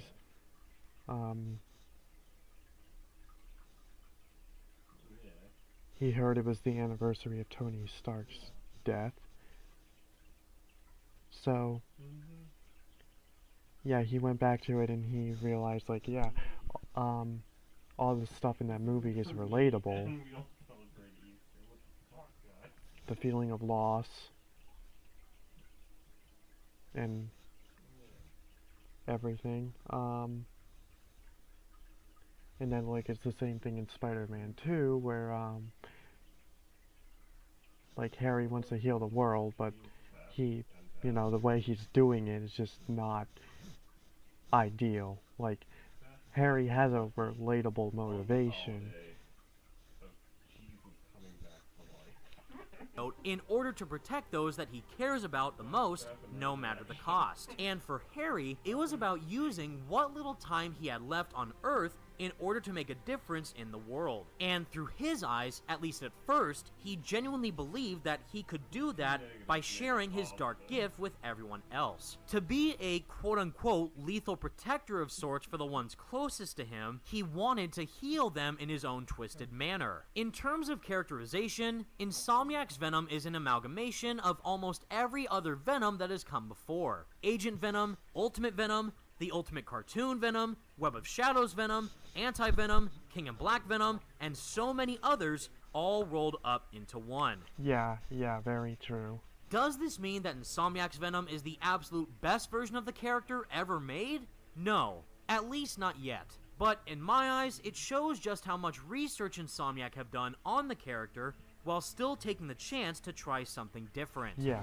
Give me back my friend! Exactly. We are your friend. Personally speaking, Spectacular Spider-Man's Venom is still my favorite. And I still might even prefer Ultimate Venom, but this one's definitely up there. Like, Insomniac Venom is definitely still, like, in my top 3.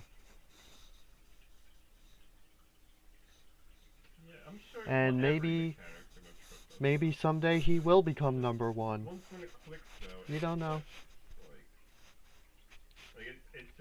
Venom in Marvel's Spider-Man 2 isn't perfect by any means, as he is merely one of many versions of the character that we have experienced over the past decades. But after diving deeper into who he truly is, the impact that he has left on me has only hit that much harder, and will continue to stick with me for years to come. Yep. And I, for one, just can't wait to see what the future has in store. Hug the people that you love in your life. You know, they're not going to be around forever. There's something really special that happens when you're able to reconnect with someone that you've been, you know, separated from. And you know, don't wait for them to be in a tank, you know, and get out of a tank to, you know, to reconnect with that friend that means something to you. There's just so much love in this game. This game, as much as it's about loss, it's the other side of that is people feel lost because they feel love, and you know, it requires bravery to love deeply and love hard, but in the end it's worth it. I love you.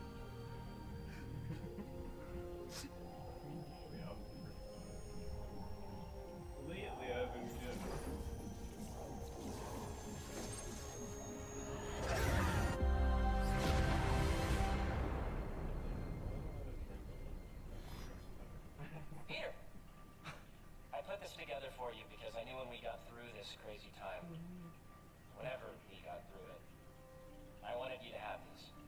And I wasn't positive I'd be here to give them to you myself.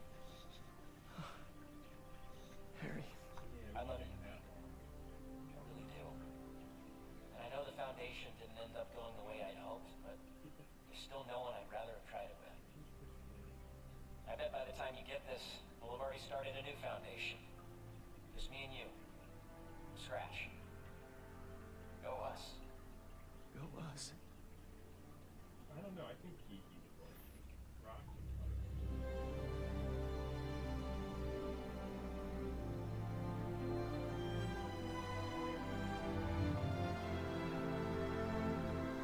Alright.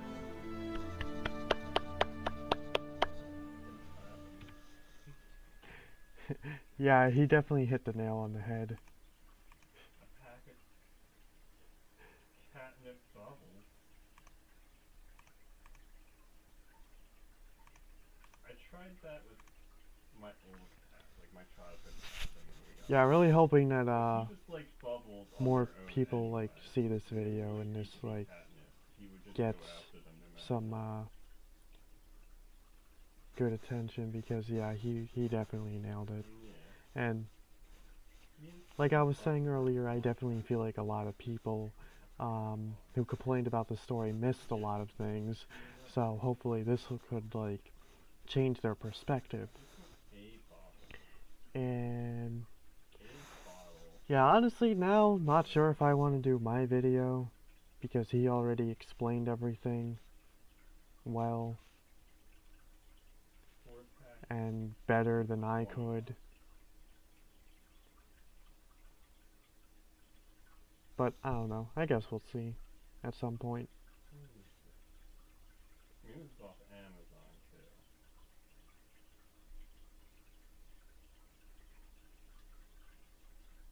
Oh, there's a 2-pack of a different thing. Oh wait, that's not. That's just a catnip wine bottle. But yeah, it was really cool to see Evan break everything down and really dive deep into what this version of Venom within this story really represented. Well, that's a shame. But that's kind of how it is with the yogurt, the cat yogurt. What do the comments They're say? not fans of that.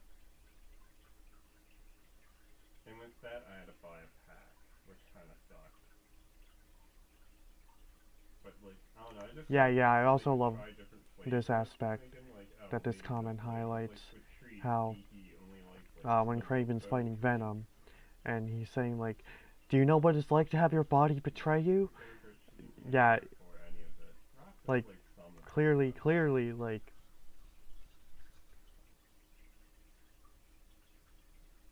Yeah, like exactly, like A, Venom would, and B, I love how that puts these two villains against each other, and how it's like two people dying of sickness against each other.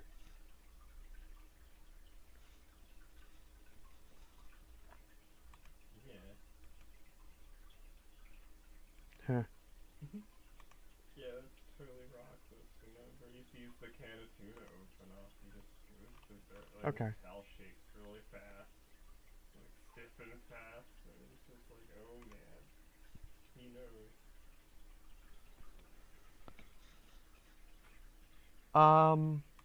I guess the other thing I'll add, I mean, I guess he didn't necessarily have to say this, but yeah, as in like go more into it, but earlier Evan did mention the fact that like Craven had a hand in like creating Venom as well. So yeah, because like both Peter and Harry and everything that happened. Yeah, some days I feel that way too.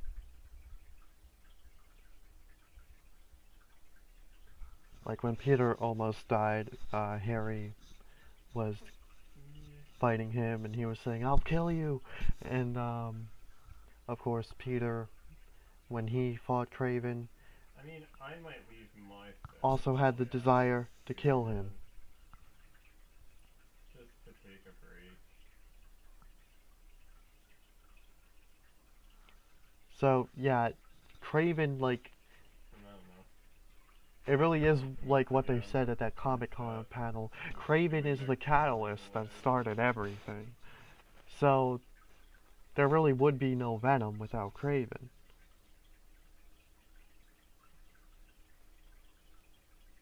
I know. Drop sale run. So I even heard someone, I think it was on Twitter or something, Yeah. even like say that like I when mean, you I even like think about it, kind of means that like Craven is kind of like the main antagonist of the game. I mean, I don't necessarily agree with that, but like it is an interesting thing to think about. Like that is an interesting perspective. But still, like either way, yeah, I still at least agree with the whole Craven had a hand in creating Venom thing. The few people that wanted to raid with me already. So I was like trying to find like a pre-made group room that just had 3 slots, but it was like virtually impossible. So I was just like, screw it, I'll just make my own group. So, yeah, I guess that's all I have to say. For me, because I really don't care. It just sucks when like you have that one person So, out, like every week yeah. they're just not showing up, and it's just like, thanks. It was nice to just chill here tonight. So, yeah, I'm gonna go. Until next time.